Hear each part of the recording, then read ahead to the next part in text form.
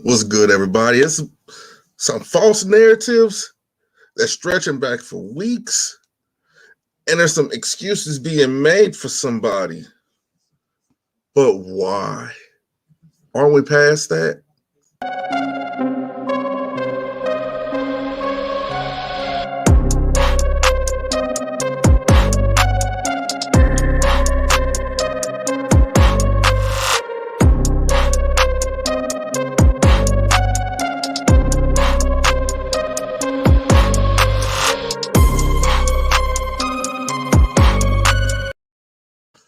What's good, everybody? Welcome to In the Red Corner with Polo J. First and foremost, I want to start by saying that I am honored and I appreciate the bout that I seen Saturday night. The stage was set October the 9th, 2021, where two gladiators got into the squared circle, or in this case, the gladiator arena, the pit, and did their thing. One could only be victorious, and the other one would have to go out on his shield. Now, Tyson Fury was the one that was victorious, and Deontay Wilder went out on his shield. See, I want to give him a little bit of credit and a little bit of appreciation. He didn't cheat us inside the ring. He did not. But the only thing that I can say, he needs to work on that gas tank.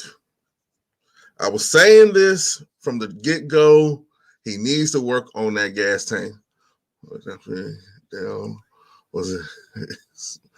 No, it was not a slow count, because see, that's part of the narrative that I want to dead today. People don't know that, yes, ref is kind of in charge of the count, but there's also a timekeeper. See, where Deontay Wilder went wrong, he did not go to a neutral corner. If he went to a neutral corner, the count would have continued. But at the same time, we have to remember who we're dealing with, and it's Tyson Fury.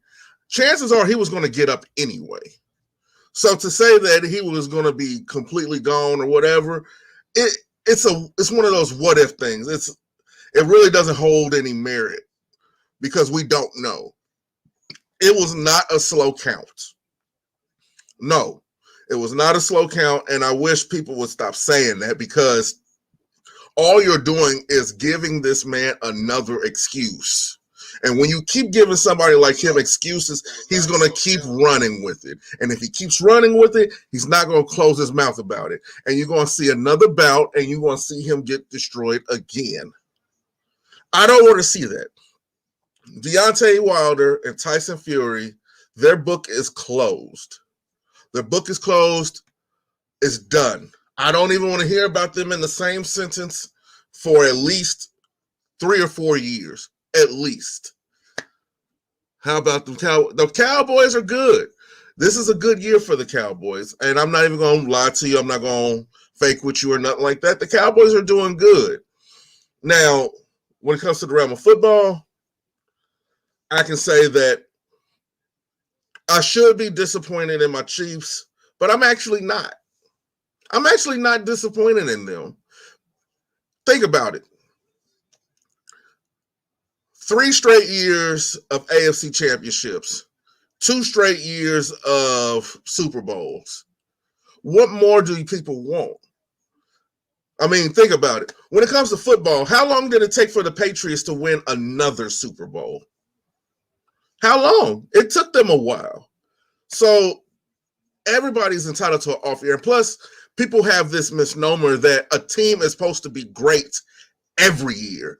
A team, if that's the case, there wouldn't be any Super Bowl. Every team would be sold off and every player would be a free agent, because not making it to the Super Bowl would be a failed season. No, you got to take the small successes when you can. And plus, hell, I'm emotionally invested in the Chiefs. So I would like a down year right now. I'm not even going to lie to you, because playing until January, February is taxing. And you guys are seeing the results of it in the way that they're playing. But back to boxing. These narratives, broken finger. See, the broken finger thing, I called that Saturday. Something was going to happen to What's good, E-Dub. I called that. I said that something was going to happen to Mr. Deontay Wilder's hand because he switched his gloves so abruptly. See, he's a puncher, but he's been using boxing gloves instead of using a puncher's glove. So to switch to a puncher's glove right before the fight, they've robbed Wilder twice. No, Wilder was not robbed, E-Double. He was not robbed. See, okay, you're probably thinking about the count. I was explaining that earlier before you hopped in. There's the ref, and then there's the timekeeper. The thing that messed up Wilder was the fact that he did not go to his neutral corner. The ref had to stop his count in order to push him into a neutral corner. That is part of the rules. That is a rule. If you do not believe me, look it up for yourself. He has to go to a neutral corner. That's why when you see fighters fighting and one gets knocked down, the person who did the knocking down automatically runs to a neutral corner so they can hurry up and get that count. If they do not do that, the ref has to stop his count. So that took 3 to 5 seconds off of it right there by him having to deal with Wilder. So, but at the same time, we've seen Fury get knocked down like this before and get up. So we could play the what if game all we want, but I don't think that he got cheated.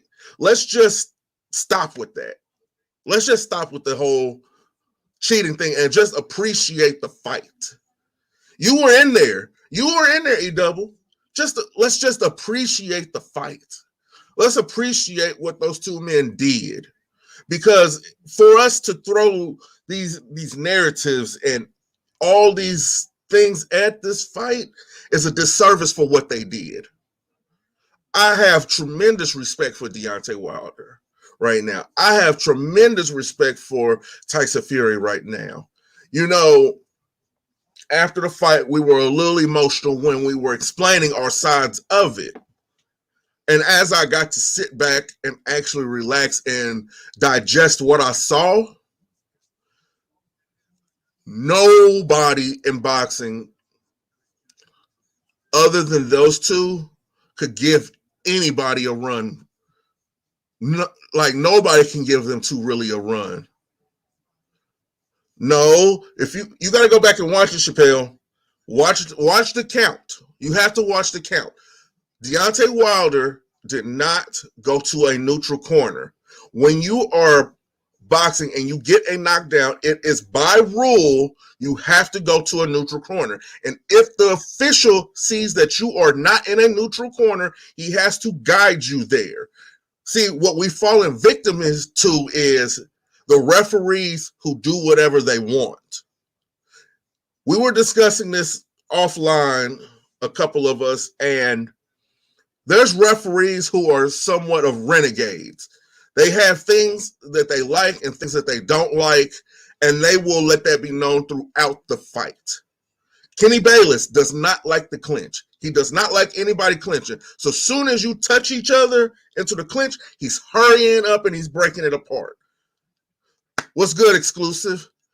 See, we have to give Russell Mora credit. We have to, because unlike these other officials, he followed the rules to a T. He followed the rules the way they were supposed to be meant. Deontay Wilder was supposed to be in a neutral corner. He did not report to a neutral corner, which made the official break his count. This is fact. But this is an excuse. We cannot make excuses. Let's stop this. Let's stop it. Because I'm starting to feel like, this is just my opinion, us in the media and us on the YouTube side, we're a little bit different than the mainstream media. It's almost like It's a different thing hearing it from a Channel 10 or Channel 9 news compared to hearing it from a homie that you know is not reading off of a script. When you hear from somebody who's not reading it off of a script, you're more so inclined to believe it because we automatically have this distrust for the news, except for when it comes to something like murders or something like that, or the weather. But hell, even they not even all the way accurate. So you're more inclined to trust me than your local anchor. So if I sit up and told you the only reason Tyson Fury won is because the ref was counting slow. The only reason why Deontay Wilder lost is because Tyson Fury threw sand in his eye. The only reason why Tyson Fury won is because somebody sniped Deontay Wilder from the rafters. But you didn't see it because it was a plastic bullet and it hit him in the temple and he was disorientated. So Tyson Fury seen his opportunity and he took it. You're going to be more inclined to believe me than them. But I'm not here to lie to you. I'm not here to tell you what you want to hear. I'm here to tell you what you need to hear, man. We got to stop doing this. We got to stop doing this. I know he's our own. And I love him. I love that man because he's a warrior and he did what he said he was going to do. If he was not going to win, he was going to go out on his shield. And that he did. And I tip my hat off to him 100%. I tip my hat off to him. But we can't make excuses. That guy needs to get on some road work. He needs to lose some of that muscle. He came in too big. His game plan was working, but he needed a little bit more stamina. There was no reason for him to be gassed out by the third round. There was no reason for him to be breathing through his mouth by the third round. There was no reason for him to abandon the game plan by the third round. All these things were factors that led into his demise. Did he still put on a great show? Absolutely. Absolutely. I will watch that fight again and again and again. I will. And I'm pretty sure the rest of you would. What's good, Slick? I'm pretty sure everybody will be willing to watch that fight again. Because it was wonderful. It gave us what we wanted. And not to mention, you have to look at it in the grand scheme of things. What better way to finish the story than something poetic like a knockout? We told the story online. They told the story in the ring. These men fought 30 rounds. These were 30 rounds that changed us, changed our perception of boxing, changed our perception of people. These were 30 rounds that those men have taken off of their life. What are those 3-minute rounds? 30 times 3, what is that? 90 minutes or something like that? I'm not sure. 3 times 3 is what? 90 minutes. 90 minutes of hell. 90 minutes of hell. Sure, you think about it, 90 minutes, that's just what? An hour and a half. Hour and a half. Hour and a half of the most brutal sports you can think of. Let that sink in. This is time off of their body. This is time off of their mind. Oh, it's good. Yo, hey, what's going on, bro? What's going on, bro? How you doing? How are you doing? Yeah, I'm not too bad, man. I've just been playing snooker in the UK, bit of pool, bro. So yeah. I'm just chilling, bro. Yeah, I was just telling the people about the 30 rounds that these men just got through fighting. Over 90 minutes of boxing, something that is going to affect these guys' minds, bodies, and souls for the rest of their lives.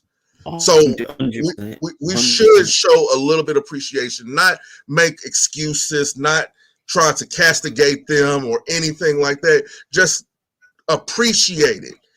Appreciate it like a flower that only grows one time a year. You get what I'm saying?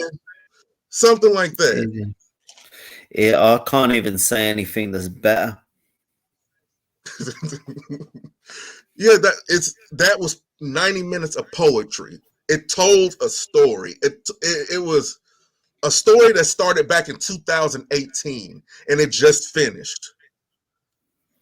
Like I can't even read a book that long, but to watch this come into the play the way that it did something to me. It uplifted my spirit after I had time to digest it, after I had time to let it all sink in. I understood it, and I was Yeah, proud. it was a good fight. I live in Birmingham in the UK, second city. Word up, bro. There you go. We don't really speak much here. I don't know why I'm on the internet, but listen, it was a great fight. You was not going to see anything out of that fight which weren't good, to be fair. Deontay came in, it increased his whole strength up about 200 pounds. It was really strong, Deontay, in that fight. You weren't seeing no mans that were coming in there that was weak. Was I rooting for Deontay in that fight?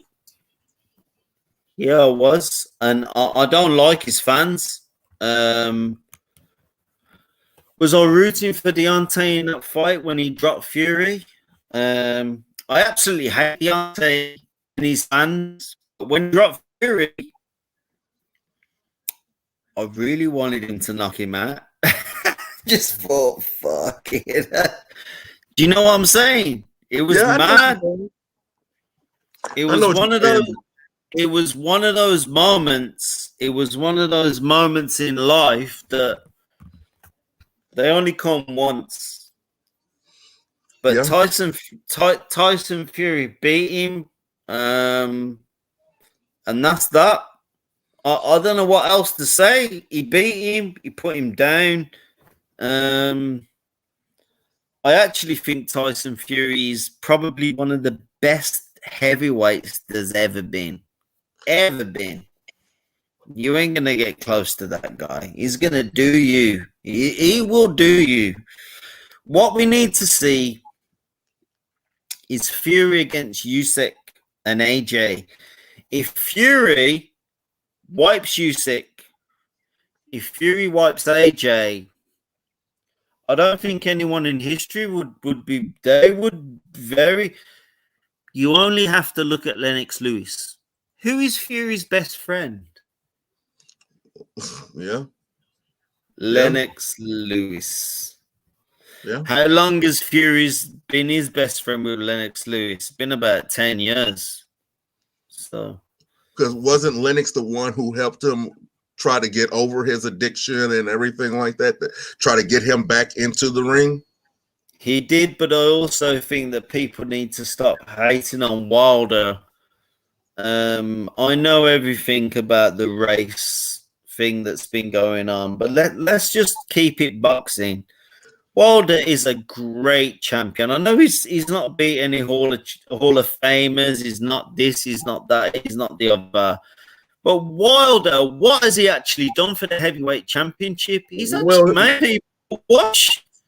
See, I can explain that. See, when it comes to the whole race thing, I don't get wrapped up in that because once you step between those ropes, it's just you and the man that you're facing.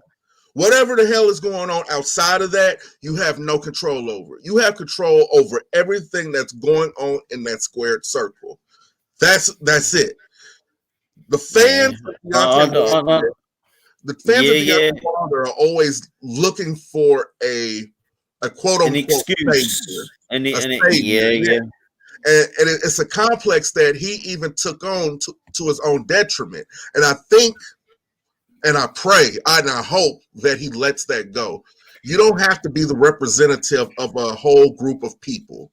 You just have to represent yourself. And if you want to be a role model, you lead by example. You lead by example, by your actions. And whatever you do, let that be the example, not so much of what you say, because you could say anything. Talk is cheap. You could say anything, but the way that you live, let that be the light. Yeah, but I don't want to be too nasty on him. I don't want to be too horrible. No. Yeah, I know isn't. I know the things that he said have been completely they weren't good. But listen, I watched the boxing match against Tyson Fury and Deontay Wilder 3. I couldn't give a shit about what was going on with the racist thing before that. That was epic. That was absolutely epic. Yes. I just can't. Yes. It's a match that will go down in the throes of history as one of the greatest heavyweight rivalries of all time. And I actually think that it surpasses Frazier and Ali. I think you're right. I think you're completely right. And I just think, I hope Deontay one day, he and Fury, because Fury and Deontay are the same side of the same coin. It's a black and a white coin. They're no different. These idiots, Deontay and Fury, this is two the same people. It's like basically an idiot fighting an idiot. If you listen to me, I'm in my 50s.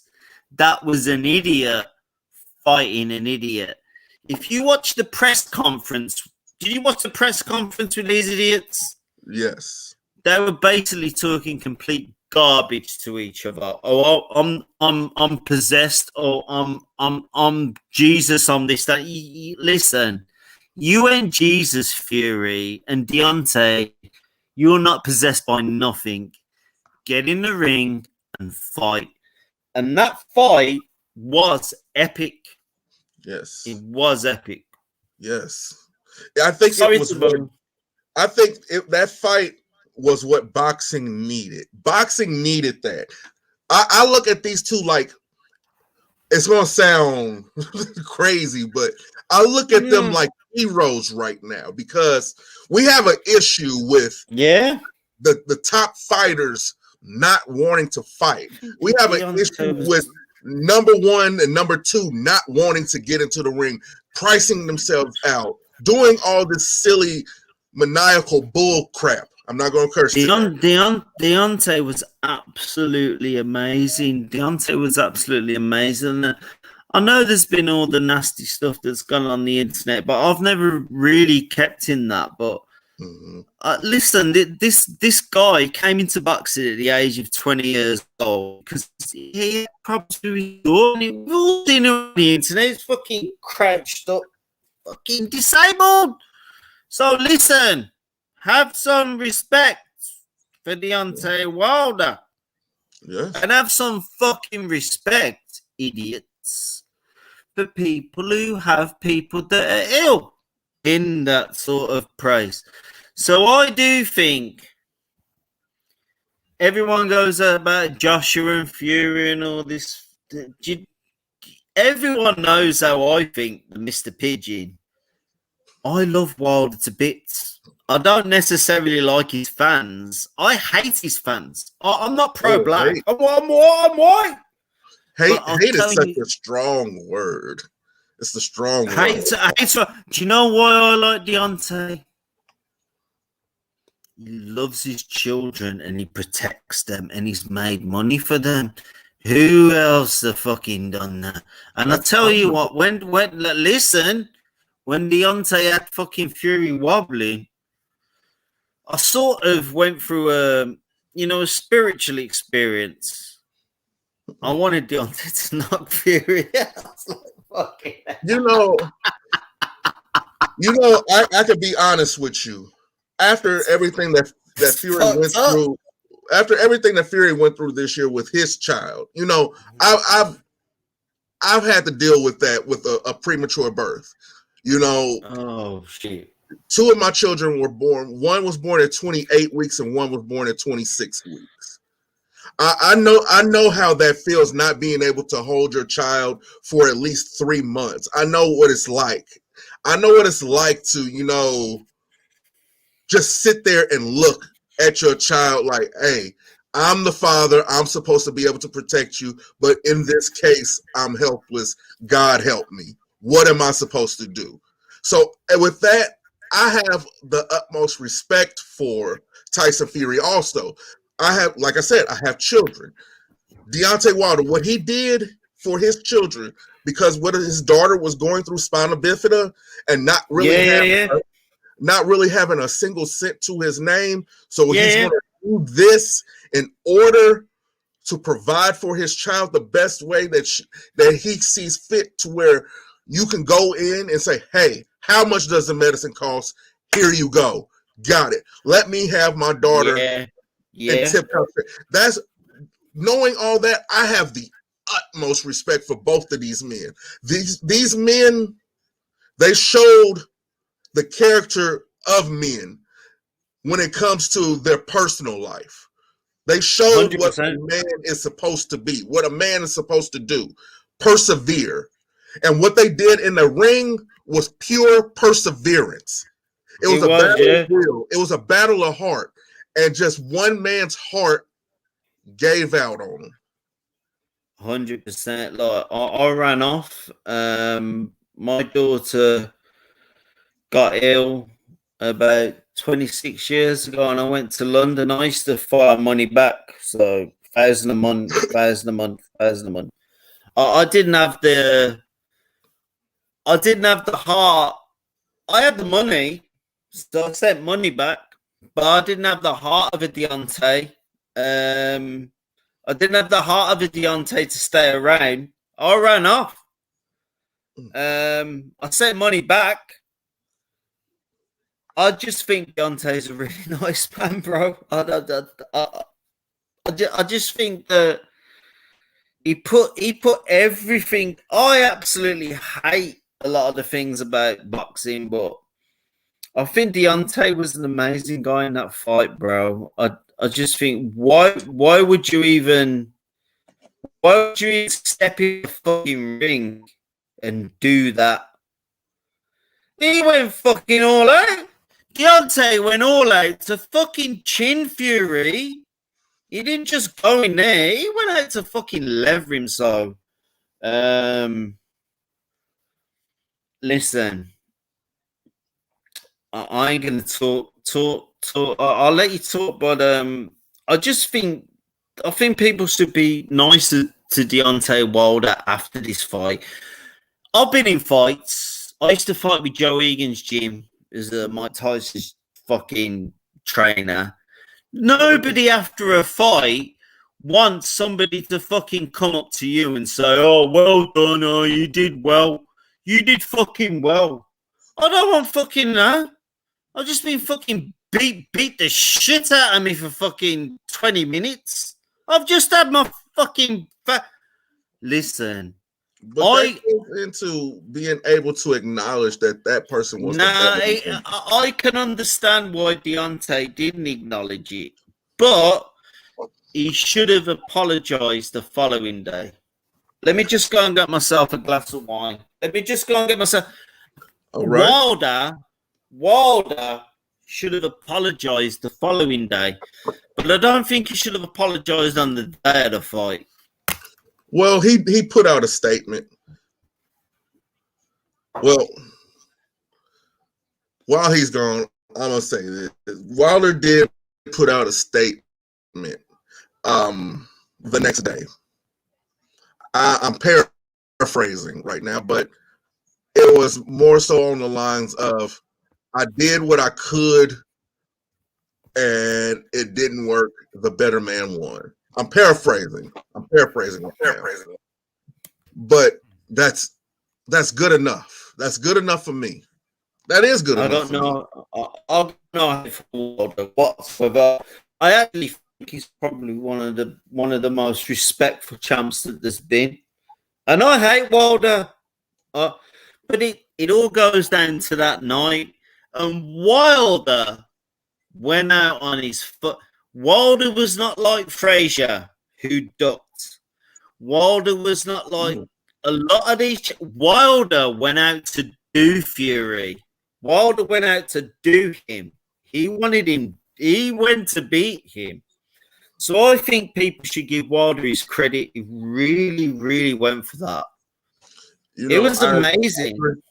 I agree. And I think if both of them were to retire right now, they're both Hall of Famers. They're both going into the Hall of Fame. 100%. I actually think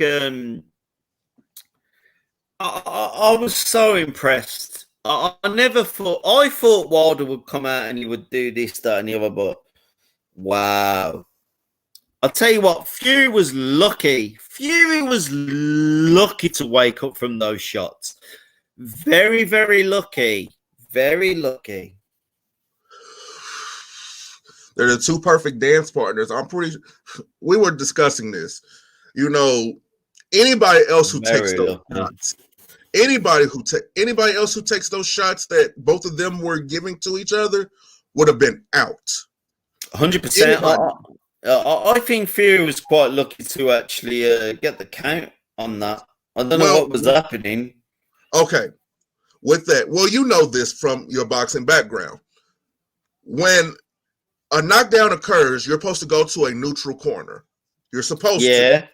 And the rule is that if you are not in a neutral corner, the ref has to appoint you to a neutral corner so he can start his count. Yeah. Deontay Wilder broke the count by not being in a neutral corner. He's experienced. I think just Wilder's not experienced. It's just craziness. It's madness. Well, that fight was a bunch of controlled madness. That's what it was. That was the Hatfields and McCoys. That was a blood feud. That was a blood feud. that was craziness. That was a blood feud. So I'm pretty sure he wanted him to get up. I don't think that he really wanted him to stay down. I think that can we agree? Do you think Wilder's a great fighter? I do think he is, bro. Yeah, I think he's a great fighter, but as far as being a great boxer, no. But do you think he's got heart? He's got fucking heart. Yeah, he has heart. He has heart. I just hope that this hasn't damaged him for the future, because he's done. He's done. Spent all of this preparing for Fury. What about the other fighters in the heavyweight division? Listen, we're never going to see Wilder against Usyk. We're never going to see Wilder against AJ. That con man, Dillian Whyte, is never going to fight Wilder. And Dillian Whyte always knew he wasn't going to fight Wilder. Oh, yeah. I'm going there. Big time. Because I do think Wilder would beat the shit out of Dillian Whyte. Oh, and I'm not saying that wouldn't even be the case. I just don't see. I'm being honest. I don't see a scenario where those two get into the ring together. No. It won't. I actually see AJ getting in the ring with Wilder before Dillian Whyte. I think AJ is probably he's an excellent champion. He lives by me. I live about 20 miles from Anthony Joshua. Mm-hmm. I'm not from where he's from the north of England. I'm from the south of England. I'm not rich. I'm very poor, but AJ lives by me. I live in a small flat which I rent off the government. But I love AJ to bits. I think AJ's excellent for boxing. Mm-hmm. Anthony Joshua is excellent for boxing. Do you know why I say this? Explain. Because he's actually taking it back to a level where we actually want to watch boxing. Nobody wants these robots like fucking Vladimir fucking Klitschko. Who wants to fucking watch that? I mean, it's something to be said about the heavyweight that just comes forward. I mean, that has its crowd also. There's crowds. Nobody wants that. Oh, it's not my crowd. See, boxing is so subjective. Boxing is one of the most subjective sports in all the world. Do you think that AJ? I know he's always said Anthony Joshua. He's garbage. He's always said it. He's always said that he was learning on the job.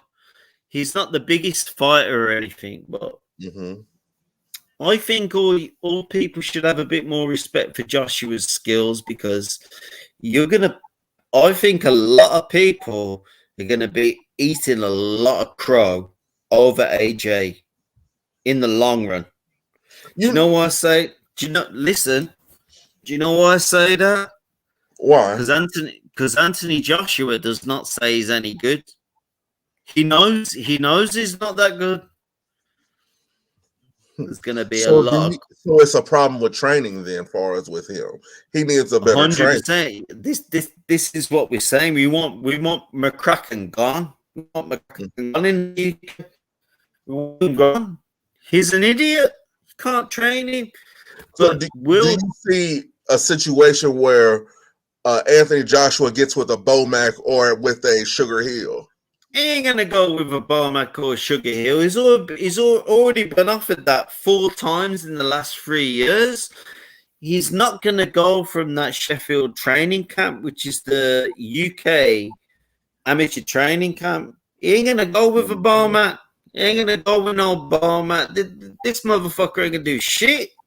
I just think that Anthony Joshua is too comfortable. He needs you to put a fucking finger up his ass and get him to fucking make a move. So it would take for them to put him out of the gym for him to find a different gym. Listen, the only person you're gonna get Anthony Joshua to fucking listen to is probably Errol Spence's trainer.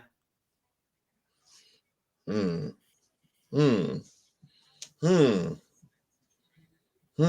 you think? Oh, that's a good question. What if Anthony Joshua got Mark Breland?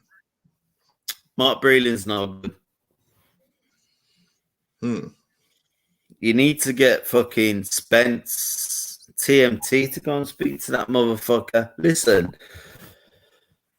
you had Devin Haney training with the TMT 4 or 5 years ago. He's been doing that with fucking Roger Mayweather for years. You have to train with people that know how to box. I 100% agree. I agree. I agree. If you're going to stay in an amateur training camp, and Joshua is so privileged, his DNA is great. He's got a lovely body. If I was the man, I'm a man. But if I was his age, just a man in my 30s, I'm in my 50s now. But if I was in my 20s and 30s, come on, bro, get this shit going on. Get this fucking shit going on. Yeah, what the fuck? His physique, he does have a phenomenal physique, but motherfucker's an idiot. But I am under the impression that sometimes his physique is what causes the most issue for him. We know that in the UK. We know that in the UK, but he don't. You know more than him. Oh, wow. So, in other words, it's going to take for somebody extremely close to him for him to get the bigger picture. Like, this motherfucker is never going to listen. He's never going to listen. He's never. So, do you ever see him becoming champion again? He will become champion again, but he'll become champion again on the sly. I don't think he's got the necessarily ability as a Lennox Lewis. People that I used to live with, Joe Egan, Tyson, all these guys, I don't think he's got the ability to carry it on through time. Because time is key. Time and tide. Let me take my hat off, and I'll tell you. Time and tide waits for no one. You can clock up everything In terms of Joshua, far too greedy.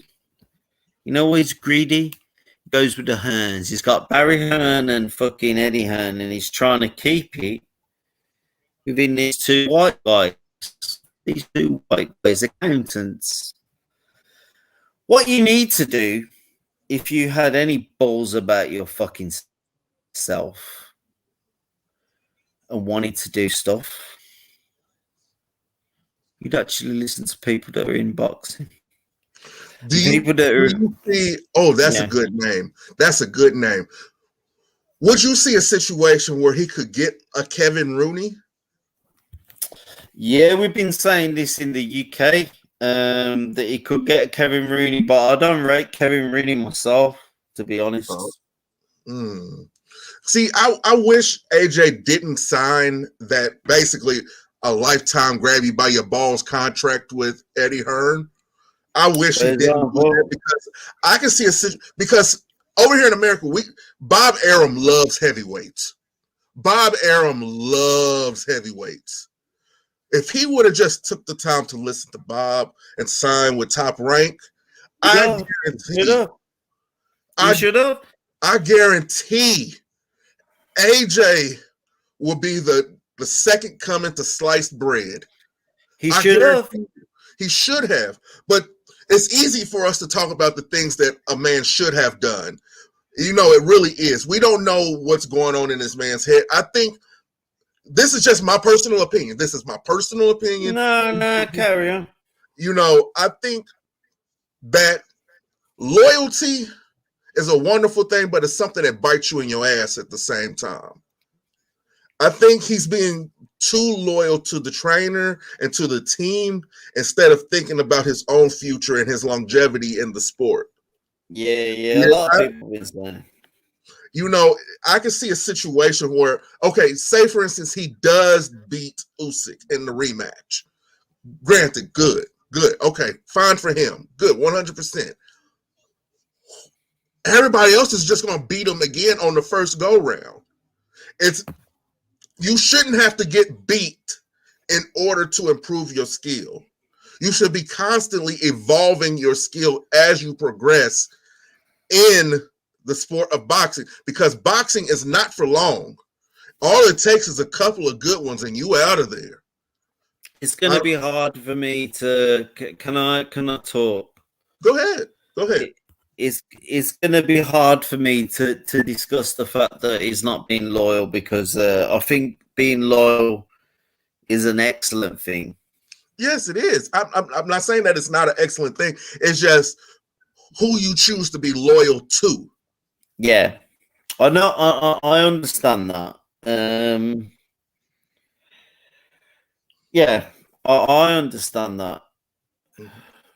It's really difficult conversation, isn't it? To be fair, I don't know. I'm trying to think like AJ at the moment, but it's difficult. You know, I get it. He has a story, but everybody has a story, and at the end of the day, it's up to you to finish your story the way that you see fit. If he will finish it, yeah, I think he will finish it. Listen. I'm not even an AJ fan. I'm sort of a. You're a boxing fan. You're a boxing fan. Yeah, I don't really like Fury, AJ, Wilder. But I do have a part of me in my heart, because I live by AJ, and he's not rich, and I'm not rich. What? I'm poor guy. He's not rich. Well, he's rich now, but he come from poor background. I'm very poor. I live in a 1-bedroom flat. So I live in a 1-bedroom flat. So and AJ did live in a 1-bedroom flat before he got rich with Hearn. So listen, I hope AJ comes back and wins. Willie is going to struggle against Usyk in that rematch. I don't think that that's a given. I actually think. Let me just charge my phone, bro. Oh, go right ahead. Yeah. I actually think that AJ train might be over. To be fair, I don't think he's necessarily that linked anymore. If I'm honest. So you think the damage caused by the Usyk fight is irreversible? Nah, oh shit, you still there? Yeah, I'm still here. The damage was done after the Ruiz fight, bro. Even though he won the rematch, the damage was done with that. Yeah, he got blasted out in the MSG. That was his debut, and he got embarrassed in America, bro. If you lose your first fight in America, you're done. So this goes back to what I was saying, though. Do you think it's a situation where he needs to reinvent himself? Is he just scared to take that chance on himself, or is it something deeper than that? I think he's done. I think he needs. He's done. He ain't gonna go to the USA. I think he's scared. To be fair, I don't think there's any part of him who wants to fight in America. He'll probably win abroad, but not in the USA. He has no ability for him to win there. He ain't gonna win shit in America, to be honest. So, okay, my friend here said he needs to work out his brain. It's mental, his mental. So is it mental, or is it just a failure of the heart? I think it's more of the just too much money. He's got too much money. Oh, it's one of those situations where it's harder to get up once you have silk sheets. Yeah, like Marvin Hagler said against Thomas Hearns, and Hearns got blasted, bro. Oh wow. Oh wow. I don't see AJ coming here because of his. Oh, he said he doesn't see AJ coming here because of his mental. He actually agrees with you. It's the mental thing. He doesn't want to lose it. Is it one of those things where he feels like he's jinxed if he comes across the water? He ain't gonna do shit in the USA. He literally got no clout in the USA. If AJ comes in here, well, I'm not here, but if AJ comes to the USA, he's just in a world. I need to go to the toilet, but he's in a world of trouble if he comes here. Ain't gonna do shit. Oh, wow. See, that's where the team matters. I just need to go to the toilet. All right. All right. That's what he's saying. I agree, but I have hope for AJ because he's still such a young fighter. You know, if he needs to see a sports psychologist, I mean, there's no shame in that. There's no shame in seeing a sports psychologist. And he needs a better team. He needs a better team. I think it was strategic by Eddie Hearn to sign him the way that he did. That way that Bob Arum didn't get the chance to even sniff at AJ. Usyk will be here before AJ. That is, ooh, that's a tough, man. That's so tough. That's so tough. You know, I want to. How do I say this? I want to root for AJ. I want him to make it. But AJ has to want to make it. AJ has to want to have the fortitude to push forward. AJ has to want to be better than what he is. Because like I said, he has a physique, but That's all that matters to him at the end of the day is his physique. It's one thing to look like a fighter, and there's another thing to be a fighter. I think, it's all mental. And a sports psychologist would do him good, and a different team would do him good, a different trainer would do him good. No. Listen, sports psychologists will only get you so far. If you need somebody to tell you how to be a person, you got issues.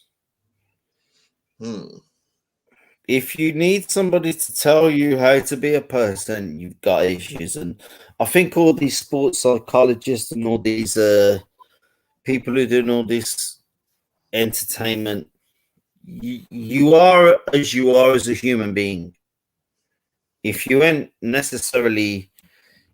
fucking doing anything and you need somebody to tell you to do something, you're gonna do nothing in life. Yeah. Be positive. Be a nice person. I've never done anything in my life. Nobody needs a sports psychologist to tell you what to do. Are you gonna run over Are you gonna run in the morning? You don't need a motherfucker to tell you to get up and fucking run 100 meters 20 times. You don't need that person to tell you that. So you're saying that I'm just guessing. I'm not saying that. No. What I'm saying to you is, did Usain Bolt have a fucking sports psychologist tell him what to do? Or Tyson Gay? Or fucking... no! They didn't have these fucking morons telling them what to do. Nobody had fucking them to tell them what to do. Well, there was a hunger involved with them also. Listen.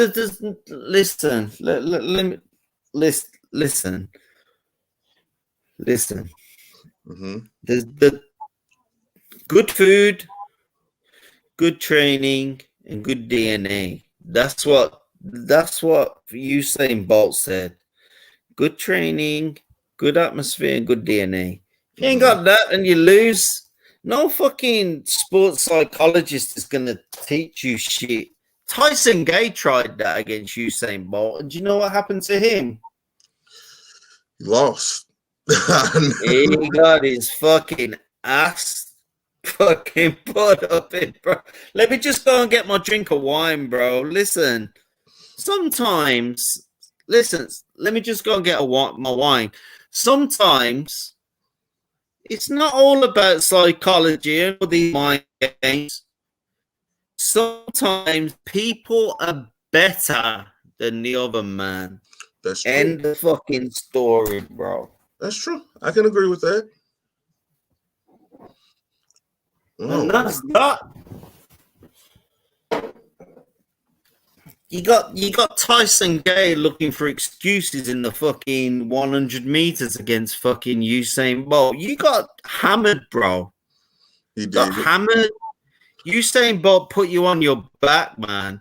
And he put you on your back even now. So just stop moaning. Stop fucking complaining. Just fucking, what the hell?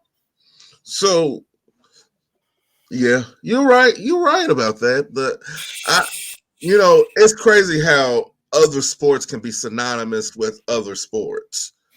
I don't follow the American sports, bro. I don't follow all that shit. Oh, you don't? Well, I do. I've been watching the New York Giants today. Oh, football is not the way to start with. Start with baseball. Start with baseball. Baseball is more of a pure sport than football. I prefer baseball. Baseball was actually my first love when it came to sports. It was because I love the fact that it's controlled chaos with pressure, but with ease at the same time.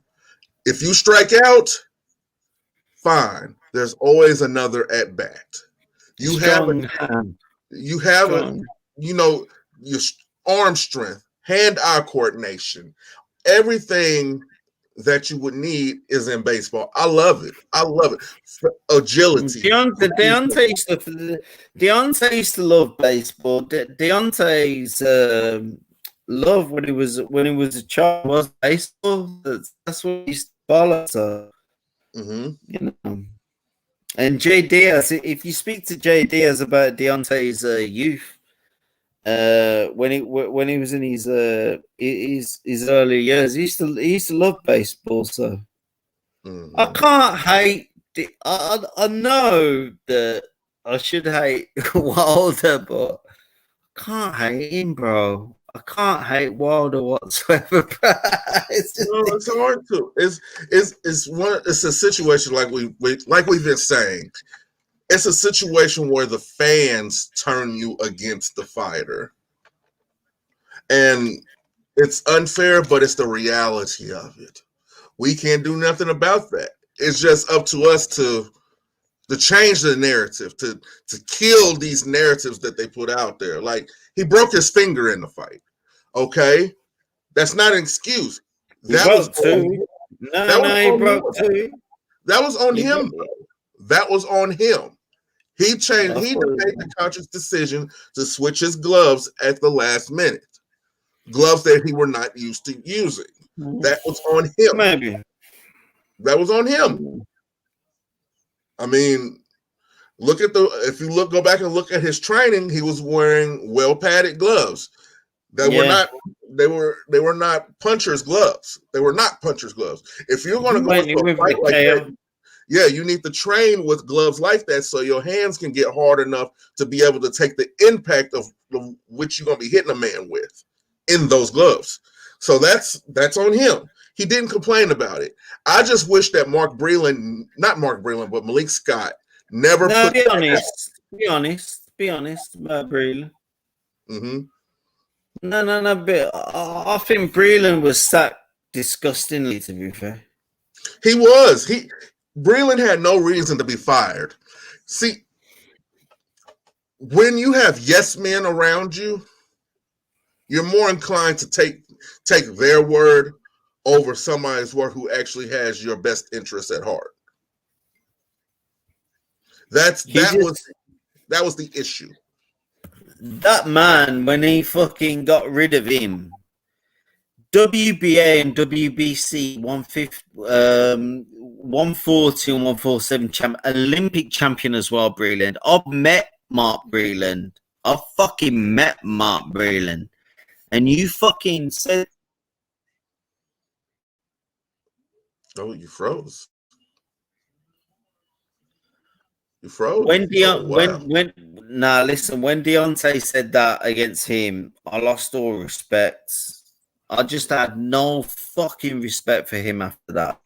And I don't know what Mark Breland doing at the moment. He can come on my channel or he can go on your channel. He can have a discussion. But why would you call Mark Breland somebody just gonna sell you out? We all saw it on. We were all fucking there. I saw Mark Breland won the Undisputed, or I think it was the 147 champion against fucking Aaron Pryor in that fight. So get the fuck out of here, Wilder. Wilder's a fucking clown, bro. Talking fucking blazer, fucking man, them coming with the shit. Listen, you're gonna get a Mr. Pigeon coming straight down your ass with Jamaican shit now, bro. Yeah. You're gonna get Mr. Pigeon coming on you, bro. Listen, why man's dissing fucking Breland, bro? Why you dissing Breland, bro?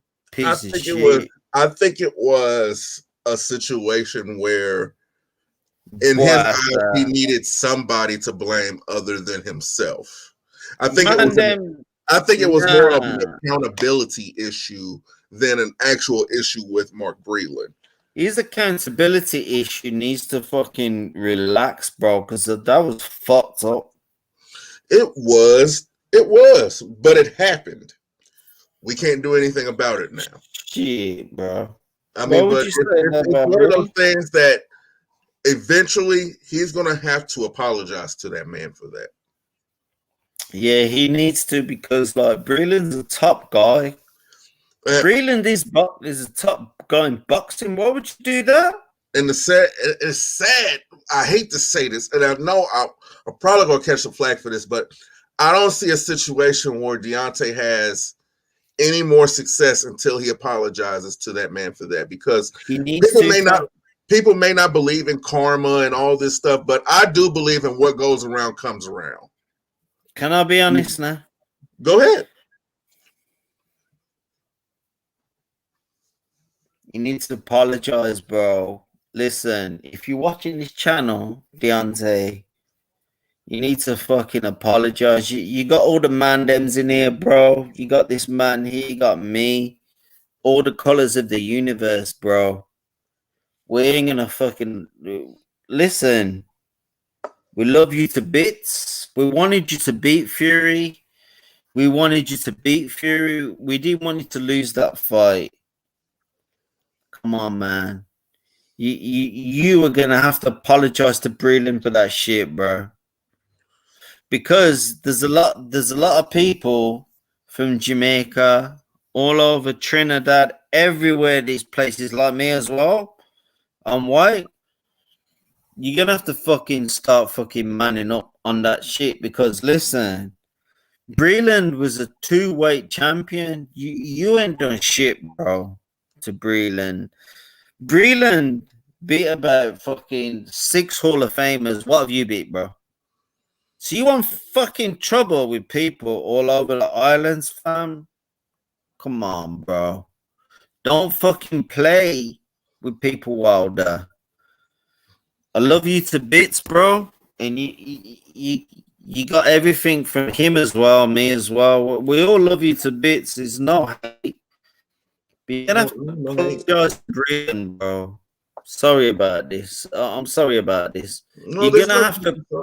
There's nothing to be sorry about. I feel as if if you have to apologize to a man for telling the truth, that shows his type of character. You shouldn't have to apologize for telling a man the truth. And everything you just eloquently pointed out is the truth. He needs to apologize to Mark Breland. He does. He really does. And I just hope that it comes to his heart to where he does it. Because like I said, I don't see a situation where he has any more success in the boxing world until he does that. Far as with top level competition, let's be honest, because there's some heavyweights that are just heavyweights because of their weight and their size. They don't really have the requisite boxing skills to even get into the ring with him, even though he's just a puncher. But far as the upper echelon of the competition in the heavyweight division, I don't see a situation where he has any more success. No, I don't see him beating an Usyk. I do not. No. I see AJ and him being a draw, honestly. I think they just gonna beat each other senseless. I got huge respect for Anthony Joshua. I know people hate him, but listen, he's done his thing, and to be fair. Why do people hate Joshua? Like, you're gonna just hate the whole of the UK? You think no. I don't think anybody hates Joshua. I think people hate the way that he boxes. He boxes so rudimentary. But it's good. It's good. It's good for lower tier fighters like a Povetkin or a Dylan White or a Joe Joyce. It works for that, but it doesn't work for Andy Ruiz, a Usyk. Hell, even a Deontay Wilder or a Tyson Fury, that style is not going to work. I think that's Hearn's fault. To be fair. I don't like Eddie Hearn. Eddie Hearn, he's an acquired taste. He's a hustler, though. I can admire that. He knows how to get to the paper. I can admire that. But in the sport of boxing, Are you willing to sacrifice your boxers just to get the paycheck? And it's been an overwhelming yes. Now, 100%. I'm just interested to see what's going to happen with Mikey Garcia this weekend, because guy's gonna get iced, bro. He's gonna get iced. That guy.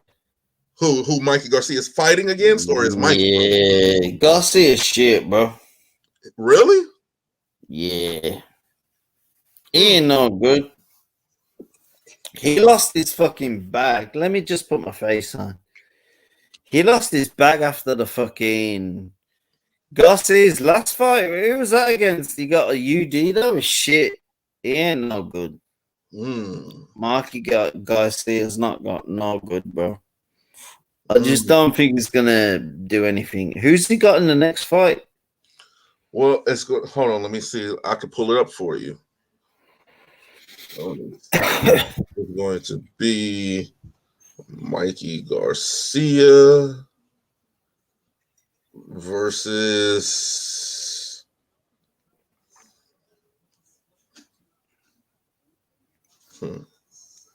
That's all right. Sandor Martin.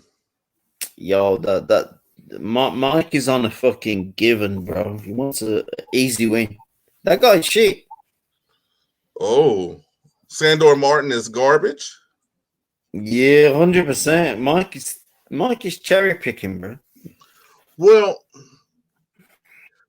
I think it's a situation with Mikey to where he battled the establishment over here.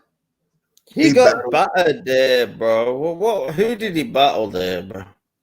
He battled with Bob Arum. He got destroyed. His contract got him a beat down off Errol Spence. No, hold on now. Hold on. When it came to the Earl Spence fight, I gave Mikey a lot of credit. He came up to fight Earl, and Earl still couldn't put him away. Yeah, but Aaron put him in that. Let me just put my face on. But Aaron put him in that fight. I don't think it had anything to do with Aaron because he wasn't under contract with Aaron anymore. Remember, Mikey sat out for, I think it was like 2 to 3 years until his contract was over. Yeah, he tried to run it down, but he had 2 or 3 years to train for that fight, and he still got destroyed in that fight. I'm not gonna say that he got destroyed because he hung in there. He hung in there with Earl.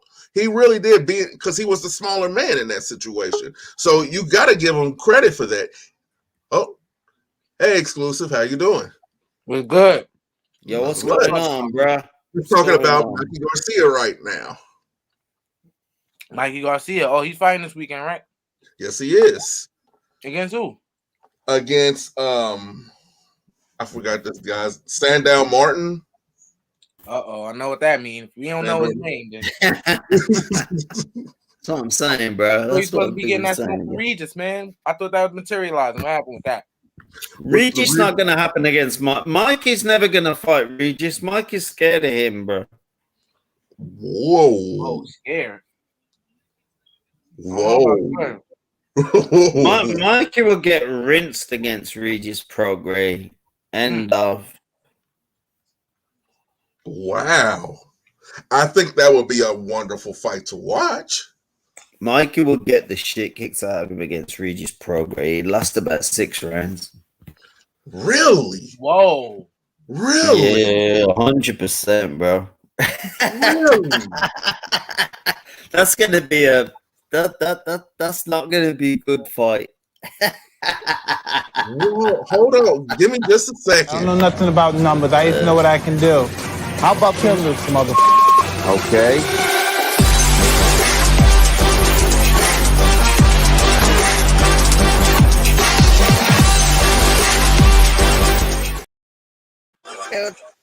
That's gonna be a kill down, bro.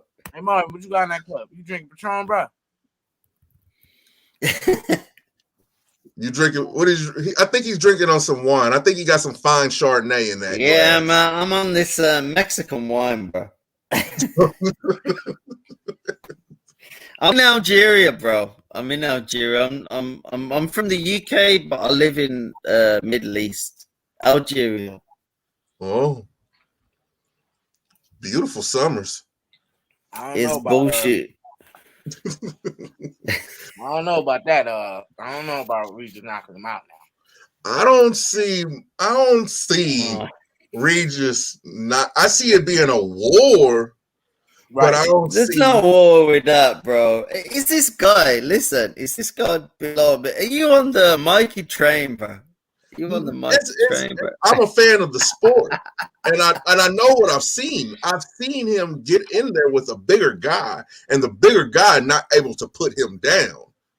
Nah, Mikey ain't gonna do shit against Regis, bro. We all know this. We all know this. That's gonna last 2 rounds, bro. That guy's gonna be rinsed. Come on now. Wow. Say it again. 2 rounds. Nah. 2 rounds, bro. That guy's done. Wow. That's a tough one. I don't see that though, buddy. I don't see that. I do because listen, when was Mikey's last fight? When was his last fight? That was only good. What was that in 2010? 2010? No, just last year. It was February. When did Mikey last have a good fight? What was that? 2015? No, hold on, man. Don't do Mikey like that. Mikey put on a hell of a performance against 2010? No, he had a good fight with Sergey Lipinets. Oh, really? Lipinets? Come on now, let's don't do Lipinets like that. Lipinets. Listen, bro. If you bring it up, Lipinets, bro, Mikey Garcia will never fight Regis Prograis. That guy against Prograis. I don't even like Prograis. Prograis will rip Mikey Garcia's ass. Oh.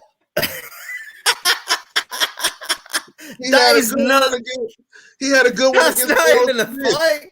That's not. Listen, Regis Prograis against Mikey Garcia is not even a fight because Mikey will be gone with 4 rounds in that fight. Oh my god! He'd laid out cold, bro. The whole boxing community know that as well. Oh my! Only a fool would say that Mikey Garcia would last with Regis Prograis. Well, I guess I'm a fool. Because I see this fight going. That fight's a given, bro. It's gonna get battered. He's gonna get battered in that fight, bro. No, I guess I'm a fool. But you know what they say, God takes care of babies and fools. So I might end up being right in this situation. Mikey might end up going. No. Jeez. But Mikey Garcia is a good fighter, but he eats too much salmon. So you want to ask him that. Gotcha. I'm sorry I'm pissed, bro. Sorry I'm pissed. I got one for y'all, man. Artur Beterbiev. What's that? Artur Beterbiev versus Marcus Brown. Wow, that's a good fight. That's a really, really good fight. Wow. That's a mad fight. Holy really? Yep. I think Artur Beterbiev is gonna knock him out. That's a fucking good fight, bro. Wow. I need to charge my computer. That's a mad I'm just fight. waiting for the day when I hear the announcement that there's going to be a Virgil Ortiz Jr. versus Jaron Ennis. When I hear that, Boots, bro. Listen, Boots has been so pimping now for about 10 years. Nobody's giving him a fight, so we'll see. That's going to be the only way he can get a fight because I don't see I don't see a situation. Playing, bro. You got people like you don't like Boots. I love Boots. Whoa, hold on. Boots is the homie. You think Virgil Ortiz is gonna knock him out? No, I think they're gonna have a good hell of a fight. That's a major fight. Listen, I know all about that fight. I'm the man to talk to about Virgil Ortiz against fucking Boots Ennis, bro, not you. Oh, really? Oh, really? So you just gonna call me on my own show? How do you think that goes? How do you think that goes? I think that fight ends in the 11th round with Boots being victorious. I've gone for a Boots majority decision. Boots majority decision? Mm-hmm. What about you, Exclusive? Versus who? That's what I've done on that. Versus Virgil Ortiz Jr. I got Virgil knocking out. I've always said Knocking You got Virgil knocking out Boots? Knocking out. bro. What? Yeah, Boots is quality. Yep. Yep. I got Boots getting knocked out. Boots Ennis is probably one of the best boxers in the last Knocked out fucking 40 Knocked years. out inside of 9 or 10. Are you serious? Yep. Have What you does- seen Boots? Look, I love Virgil. I love Virgil. I think he's one of the most profitable up and coming boxers in the welterweight division. I'm not even going to deny that. But Who's this guy going? Boots has power and speed. Facts. He has power and speed. And the thing about Virgil is when you start laying into him, he gets He's not all that. He's not all that. Like he just had problems.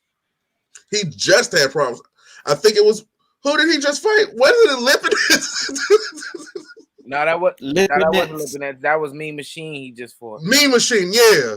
See, and you seen the type of problems that he had. That was a good win, though. That was a good win against Mean Machine. Oh, this conversation's making me. I'm getting confused now because the guy who's talking, he's got a good point. Virgil Ortiz beat the shit out of Mean Machine, bro. Yep. That's what I'm saying. I mean, But look he at was this. taking Look it. at this. He was getting hit too. Don't act like he wasn't getting hit. No, this conversation's getting a bit too much for me. I mean, Too much if you really want to, Lipinets is a 140 pounder, and who did he really beat though? You know what I'm saying? 100%. Yeah, I know.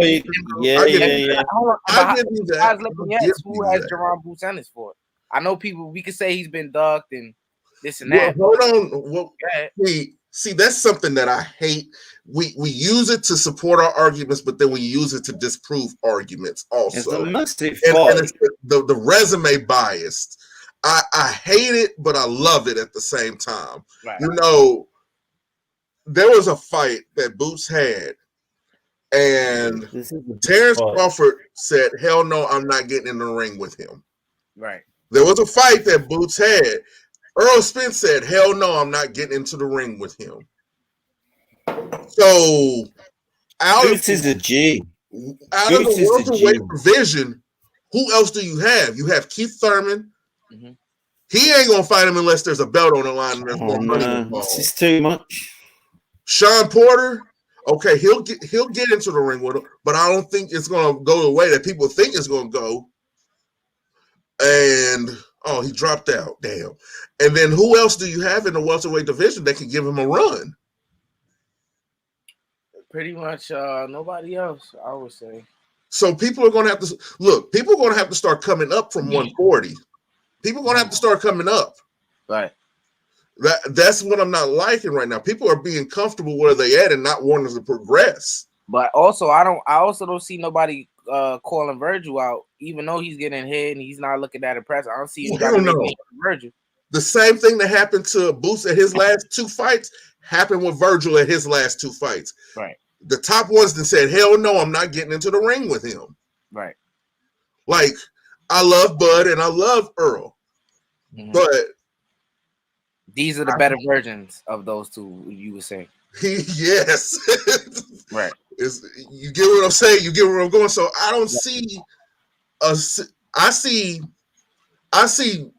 Earl and Virgil fighting before Virgil and Terrence, and I'll see a situation where Terrence would take on Boots faster than Earl would. I don't know. I don't know. I think ultimately, like one of my friends told me that I believe that Crawford and Spence will meet at 54 instead of 47. 54? I think Spence, he's not gonna be able to make 47. He looked crazy trying to make 47 for the Pacquiao fight. So I think they'll meet at 54 probably. See, but the thing about 54, he got unfinished business at 54. Right. With Brian Castano. Mm-hmm. And I don't know if he could beat him. I don't know if he could beat him. I don't know if he could beat him. Their activity levels both. It's like I don't know. There's gonna be a lot of punches thrown in that fight. And honestly, if you want to be completely honest, Sean Porter put out the blueprint on how to beat this dude. Yeah. He really did. Earl don't like getting hit to the body. He likes doing the body snatching, but he doesn't like to get hit in the body. Yeah, he doesn't like to get pressured. Yeah, he don't like to get bullied. And what did Brian Castano do to Charlo? Pressured him. Yep, all night. And Charlo didn't like, even though I had Brian Castano winning the fight. I had him winning. Right.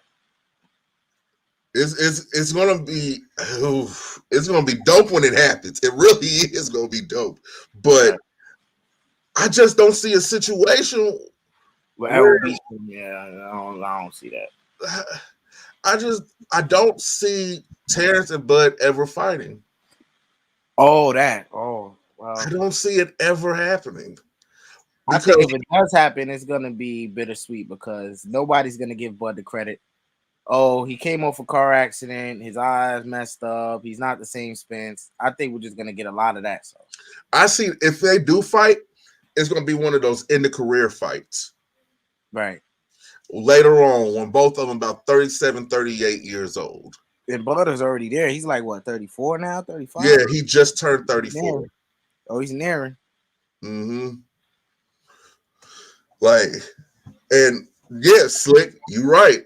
Be honest, if that rope wasn't there, even though it was a knockdown by rule, but they didn't count it as a knockdown, Brian Castano would have won that fight. Right. And that's right. Brian Castano,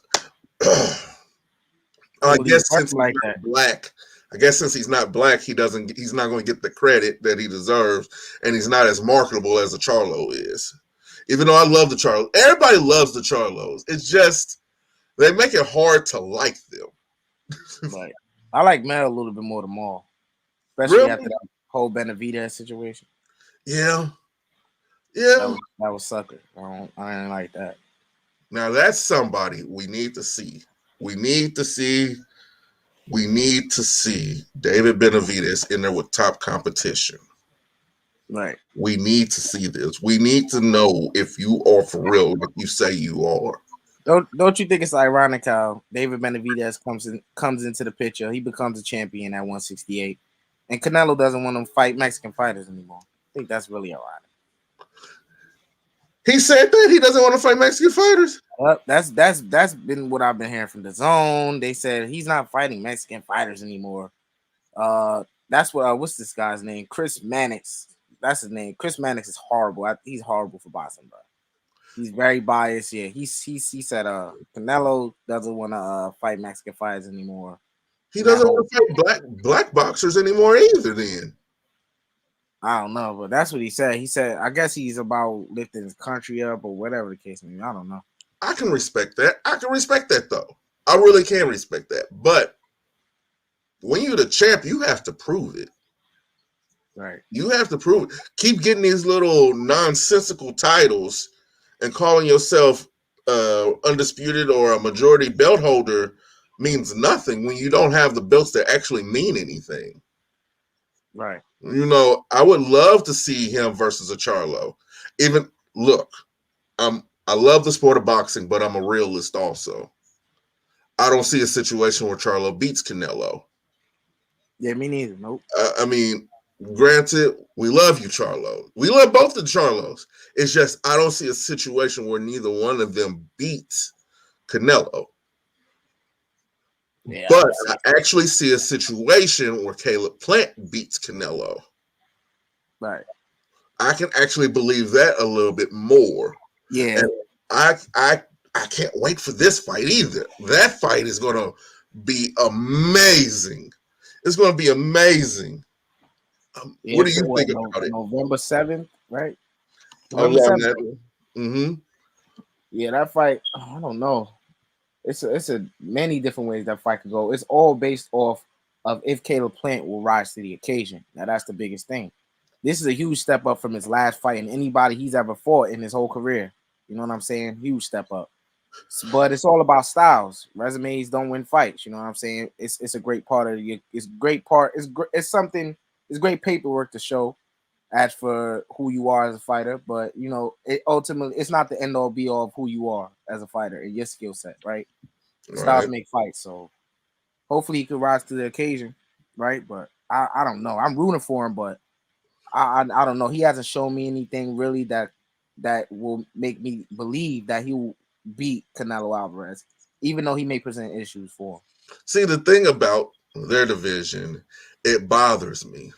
It bothers me like the welterweight division because the top level of the top level fighters, they don't fight each other. Right. That's a problem.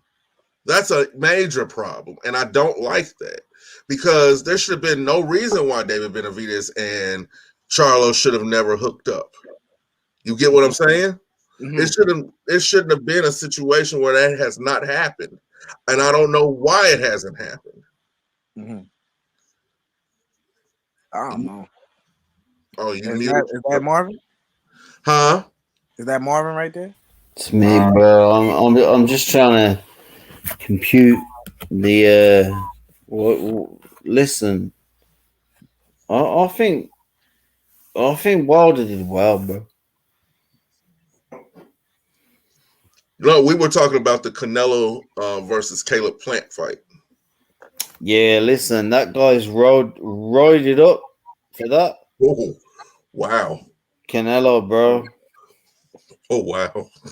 So there's gonna be no. That's not a fight, is it? Really? I can see a situation, like I said. Yo, let me just go and get a drink. I'm gonna just go and get a Guinness. Are you still there, bro? Yeah, I'm still here. Listen, bro. I'm just gonna go and get a Guinness. Caleb Plant is gonna get destroyed in that fight, bro. He's gonna get beat up. Marvin know who his tongue, bro. He gonna say how it is. Get beat up.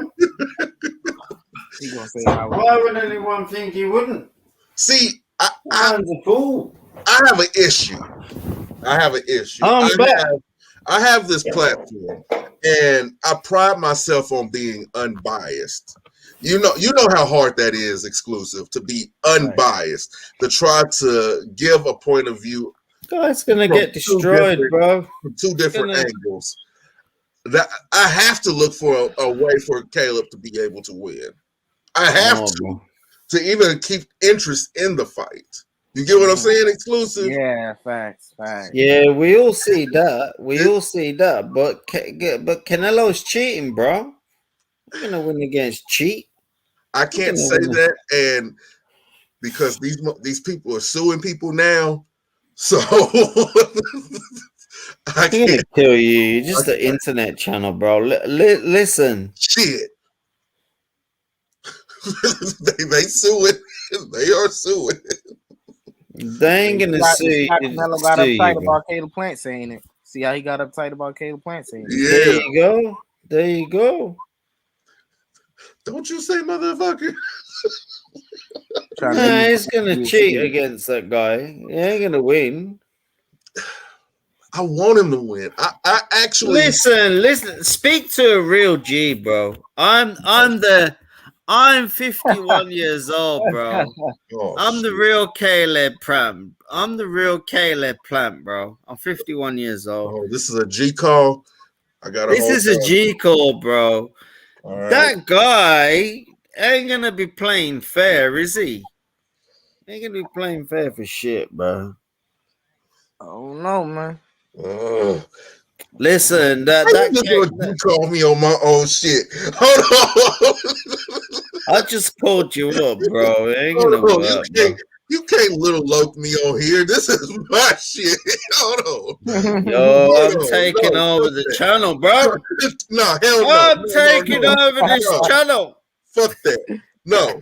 Caleb Plant is going to win by unanimous decision. I hope so. Whoa. By unanimous decision.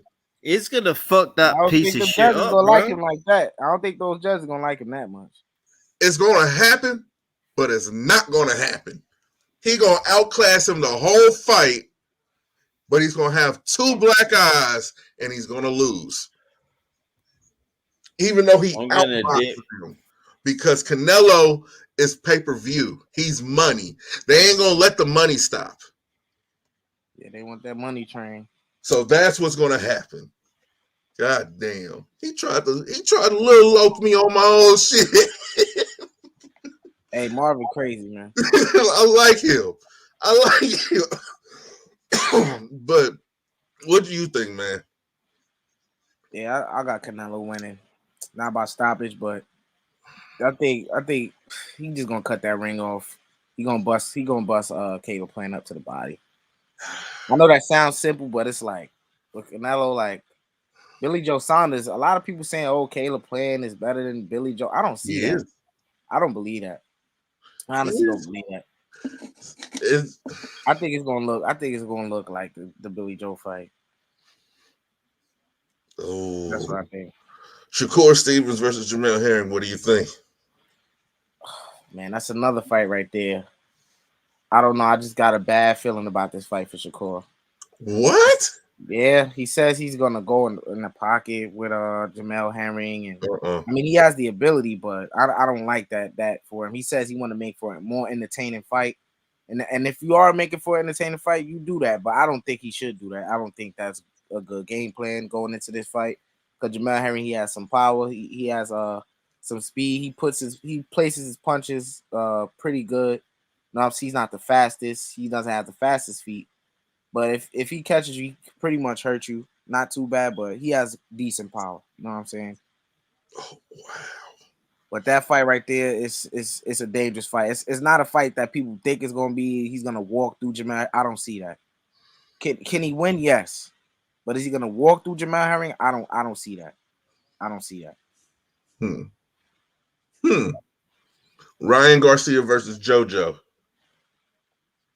I can't stand those dudes, but I'm gonna give a prediction on that fight. I don't know. I mean, Jojo Diaz, you know. What can I say about Jojo Diaz? He doesn't do anything great. I mean, he does everything not that good. I mean, I don't know. Like, he does everything well enough to win. Well enough, yes. Well, that's perfect. Well enough to win. Jojo Diaz. I mean, he beat what's the dude name from Philly? Man, what's his name? Tevin Farmer. Tevin Farmer was a good slick boxer. You know, he beat him. His last fight, he beat Javier Fortuna. Not many people hire Javier Fortuna. He's real sloppy, you know, but he beat him coming off that win. And with Ryan Garcia, he ended Luke Campbell's career. Luke Campbell was a decent fighter. Wasn't he Olympian? But he was over the hill. Right. That too. That fight right there, I don't know. Can Ryan knock him out? I mean, I haven't really seen Jojo Diaz hurt real bad like that. But I think Ryan can hit him with the left hook. You know, I think Ryan's going to look like he always looks, chin all in the air, trying to land a big shot to the head. He rarely goes to the body. You see when he went to the body the one time against Luke Campbell, he stopped him. You know what I'm saying? I think he just needs a lot more work. He's a talented fighter. If he works on a lot more like footwork, he already has the hand speed. If he had footwork, my gosh, what a better fighter he would be. You know what I'm saying? He doesn't have the head movement. That's another thing. His head is on the center line. A lot of his shots are telegraphed. He has all the physical talent. You can tell he's an unpolished fighter. You can tell he is. But based off of that, I think his talent alone is what's going to win him this fight. This talent. He's more talented than Jojo Diaz. See, so after JoJo, I see a situation where it's Ryan and Devin. Ooh. There's no way Ryan could duck out of that. At that point, because technically he would be a mandatory at that right, time. Because this is two mandatory. Two of Devin's basically meant fighting each other. Like nobody wants to be champion. I mean, if that title was vacated today, these guys would be jumping on the opportunity to get at that title. Yes, they would. Devin has it. You know what I'm saying? So, is the winner the true loser? That's a good question. Yeah. That's a deep ass boxing question right there. Is the winner of Jojo Diaz versus Ryan Garcia the true loser? Yeah, ultimately, because they don't beat Devin. I don't see neither one of them beating Devin. Neither one. I mean, they're just procrastinating not to face this guy. So this is the step to like, all right, we're gonna face each other, and then whatever it is after this. Well, we have to be honest about Devin too. Devin can be a little chinny also. Yeah. He got caught with a good shot by Linares. Yeah, and this is boxing. All it takes is just see now something that Ryan has over Devin. I think it's speed. Mm-hmm. Ryan is very fast. All it would take, honestly, in a situation like that, for a perfect situation for Ryan, would be a good check hook. Mm-hmm. And I think he can knock down Devin. Do I think he could put him away? No. But I think he could score a knockdown. Now it's what would it be to get the score the knockdown on Ryan? Right. I don't think Ryan's intelligent enough. I don't, especially against the Devin, right? And Chinny, like classifying Chinny, like Luke Campbell, he's not really known as a guy who hits hard, right? And he dropped Ryan Garcia. I think that's what Chinny is. When you get dropped by somebody who can't punch, right? But it could be, it's opinionated. That's not a known fact what I said. It's just opinionated, right? Yeah. Devin Haney was hit by Linares. Linares could crack. He dropped arguably the number one pound fighter at the time, Lomachenko. He dropped him. He hit Devin with that same shot, and Devin, he was hurt, but he didn't go down. You know what I'm saying? But, he was wobbly. Yeah, that remains to be seen. He was wobbly because I seen that smile. When a boxer smiles, they felt that. Felt that. Right. So it's just one of those situations. Like I don't know. And then we got Gervonta versus Rolly. I don't even want to talk about that. I knew that fight was gonna happen. I made a video on that 3 weeks prior to the announcement. I don't even want to talk about that fight. We all know what it is. We should not pay for this fight. We should all stream this fight. Please don't pay for this fight. Maybe if it has a good undercard, pay for that at least. Watch the undercard. The undercard may be worth it, but if the undercard is not worth it, please don't waste your money buying this fight. That's been a trend lately, though. Have you noticed that? What's that? We've had a lot of phenomenal undercards this year. Yeah. Absolutely. A lot of the undercards have actually outshined the main event. Yep. Like, who would have thought that Guerrero and who did Guerrero fight on that Ugas card? Victor Ortiz. Yeah. Who would have thought that would have been a fight like it was? Yeah, it was a good fight. That was a good fight. Hell, some main events have been good, like Ramirez versus Josh Taylor. That was a good fight. Yeah, that was a good scrap. Yeah. That was a good fight. But is this fight, Andy Ruiz versus King Kong Ortiz, is this going to be a good fight? Oh, that's really happening. Yeah. Oh, I like that fight. The Cuban, man. The grandfather himself. The grandfather. Andy, man. Andy's good, bro. He's good, you know what I'm saying? But Luis Ortiz good too. He's good, but I don't know how that fight plays out, to be honest with you. I don't know. I can see it. I can picture it almost. I can see where King Kong is basically beating the hell out of Andy. Andy taking some hard shots. Mm-hmm. And he's going to get knocked down at least once or twice. Right. But I see a situation where he outpoints him. even with the knockdowns. Yeah, he has them fast ass hands, man. Yeah. Punches and bunches usually wins. Yeah, he got speed for days, bro. Speed. Yeah. He got decent power too. I And mean, he's a something big dude. else that Andy does that people don't notice is a little trick of it. He turns around. He turns around to where when you throw it a punch, sometimes you have no choice but to hit him in the back of the head. Right. So you hit Andy in the back of the head, and the ref sees it. Right. Point taken. So he could win this fight by points and get the hell beat out of him. Yeah, like the Areola fight. Yeah, nice in that fight. Mm-hmm. But he scored a knockdown on Areola though. He did? Yeah, he got one. It was one knockdown. He just closed his eyes because of how fast his hands are. I have to say, Andy has some of the fastest hands in the heavyweight division. Yeah. He does. He really does have some of the most fastest hands in the heavyweight division. It's just, I think it's between him and Frank Sanchez. That would be a fight. Yeah, Frank Sanchez fast, bro. That would be a fight. I see a situation where the winner of that has to fight him. Right. And I don't. Frank Sanchez is gonna be a top guy, bro. Frank Sanchez is gonna be a problem for a long time to come. Yeah, bro.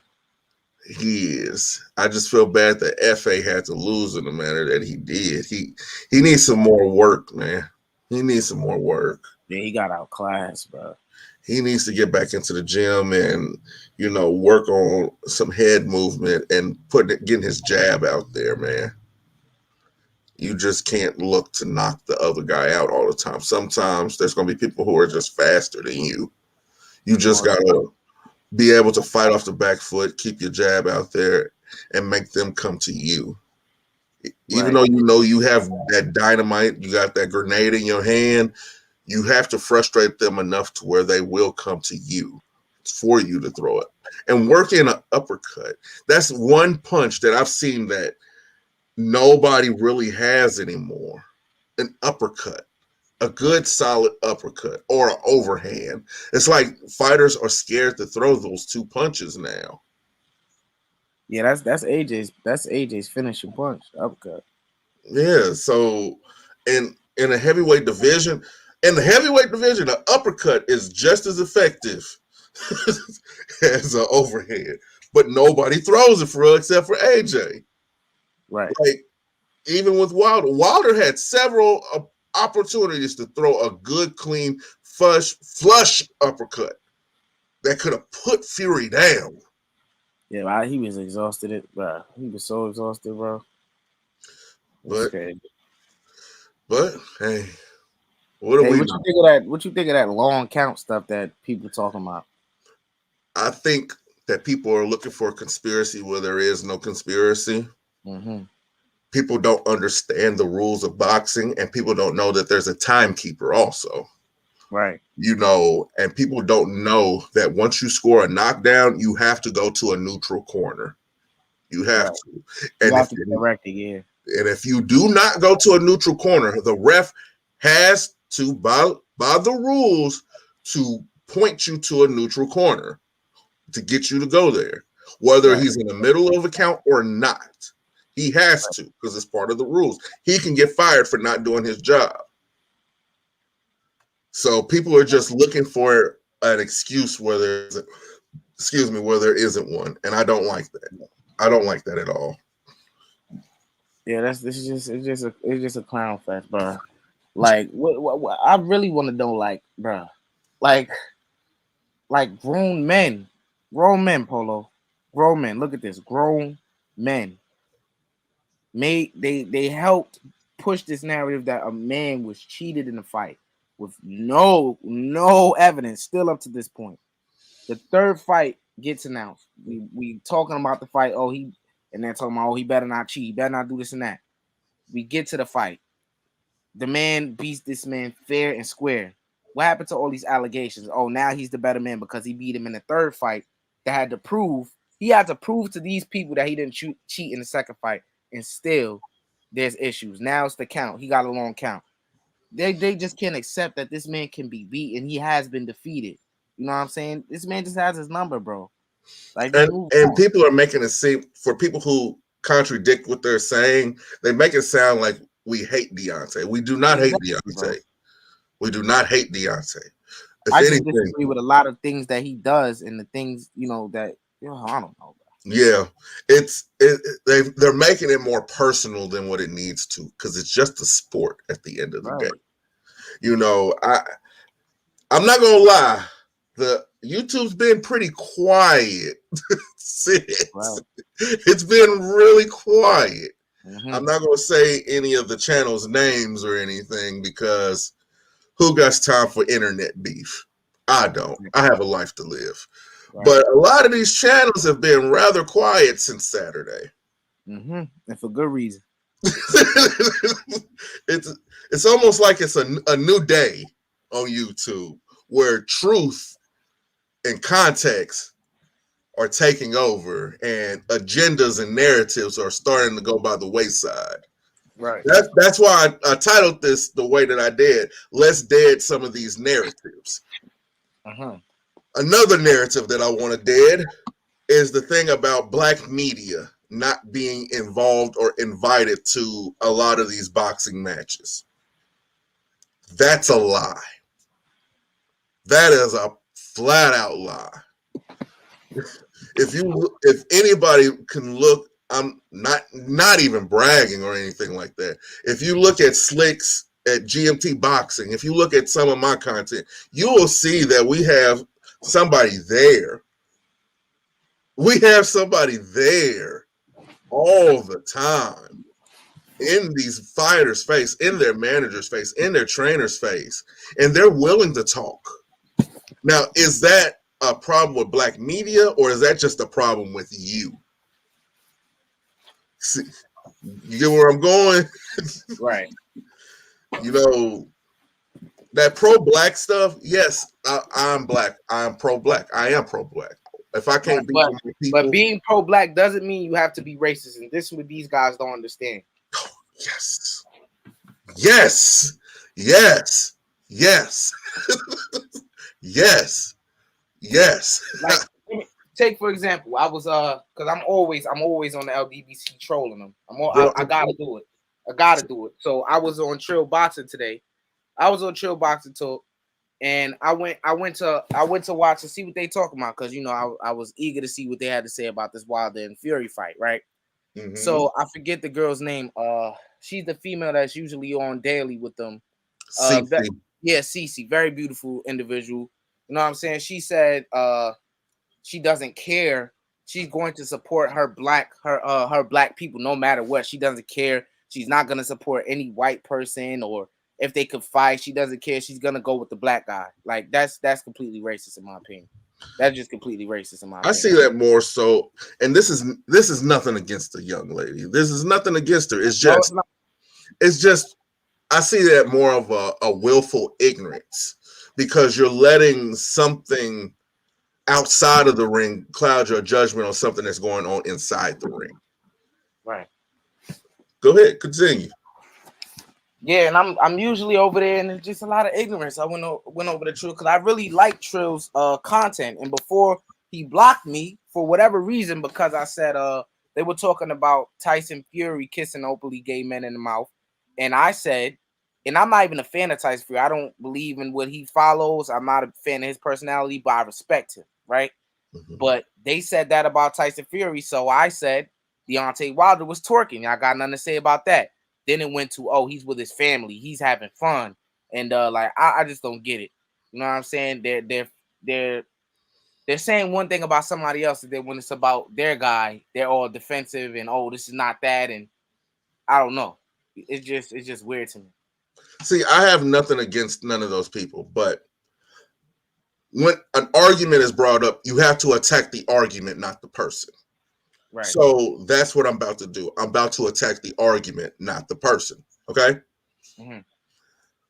We can't pick and choose narratives that fit our argument and get mad when that narrative or that argument is dismantled. We cannot do that. That makes for poor conversation. That makes for very poor debate. That shows that you have an emotional investment in it. But in a conversation like this, which is non-subjective, because the truth is not subjective, we cannot, and I repeat, we cannot pick and choose what truth to follow because there is only one truth. Right. Everything else is just opinion. Right. And it's just weird. Like, I don't know. People don't like. I mean, people get blocked for their opinions. I think that's very emotional. Like, it's weird. But that's how they want to run their channel. You know what I'm saying? There's only one dude in the LDBC that I really, really respect, and it's KQKC Boxing. I don't know if you know him. Very, very fair brother. He doesn't strike anybody down for having their own opinion. He's very respectful. Very good channel. Always respectful to me, in my opinion. Always greets me with respect. That's a good brother right there in the LDBC. They need more guys like that. Oh no, me and Slick get ignored. We get ignored. Wow. I told you, like, I think that we're blackballed. Oh wow, that's crazy. Because we have this thing about the truth. The truth always has to be said, whether it's uncomfortable or not. And a lot of people don't like that. Right. So it is what it is. It is what it is. Yeah. I can't help it. I'm a man. A man has to stand on truth. A man has to stand on fact. A man cannot rely on theory. Yep, that's a lot of theory. A lot of theory over there. Man, I ain't worried about that, man. I'm just happy that this fight is over. His whole situation with Wilder, man, it was mentally exhausting for me, and I wasn't even getting in the ring. I was just tired of the whole situation with you did this, you did that, you did this, you did that. Like, I was so happy the fight was over, man. Relief on my soul. You know, we have a website, GMT Boxing right now. I think it's GMT_boxing right now.com. Right. I actually wrote an article on the fight. I told the story because people don't understand that these men did 30 rounds. Right. 30 rounds, which equates to 90 minutes. 90 minutes of their life that they will never get back. Yeah. These two men were warriors, and one went out on his shield. You should be proud of that, not making excuses. Oh, I see it. I see the website. I'm looking at it right now. See, where do I find the article at? It would be in news. News. All right. Hold up.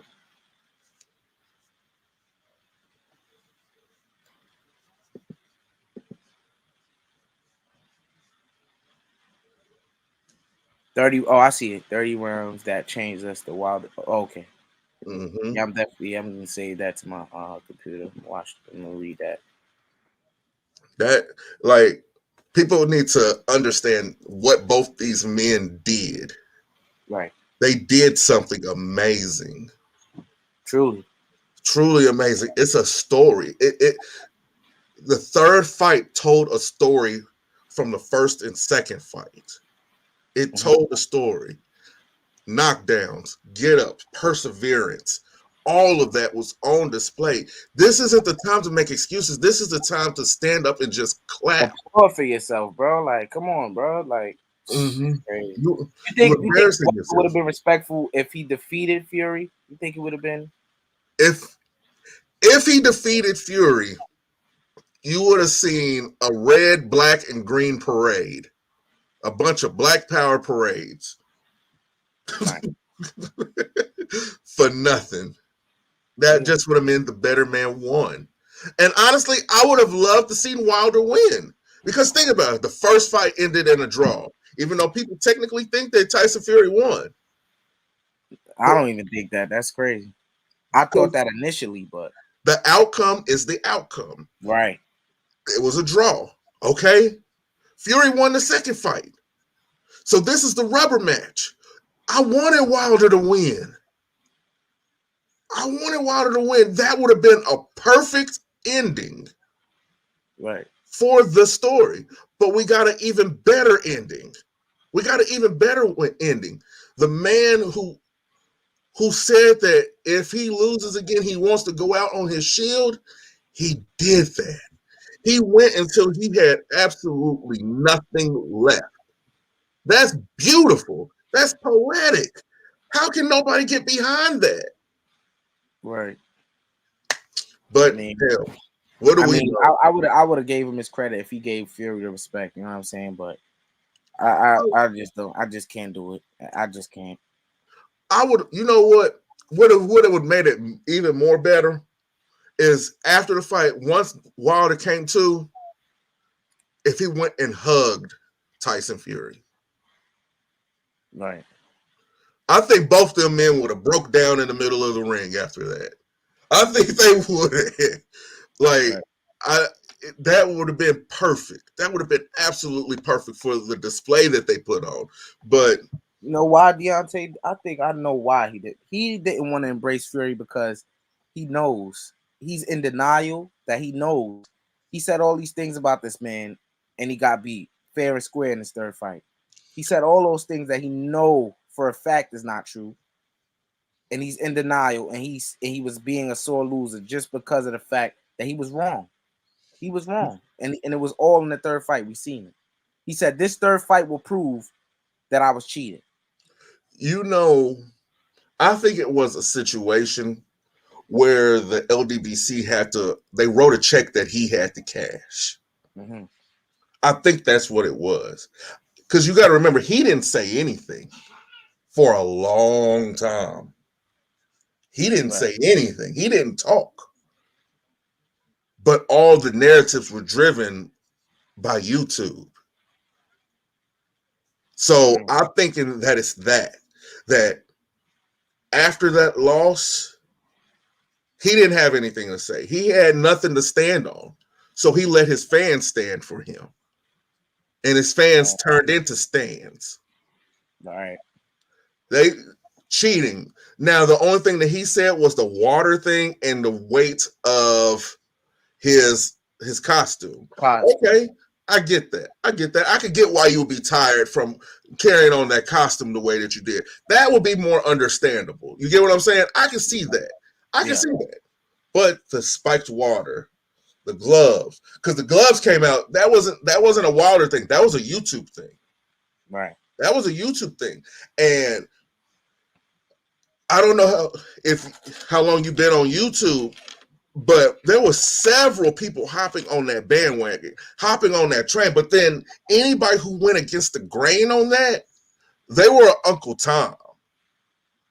All the different types of or Coon and all this, not knowing the history of anything, not knowing that Uncle Tom is actually a hero. So you would want it to call somebody a Sambo, but niggas don't read. Let's just keep it a buck. Let's just keep it a buck. You know what I'm saying? So calling me an Uncle Tom, I'm like, okay, cool.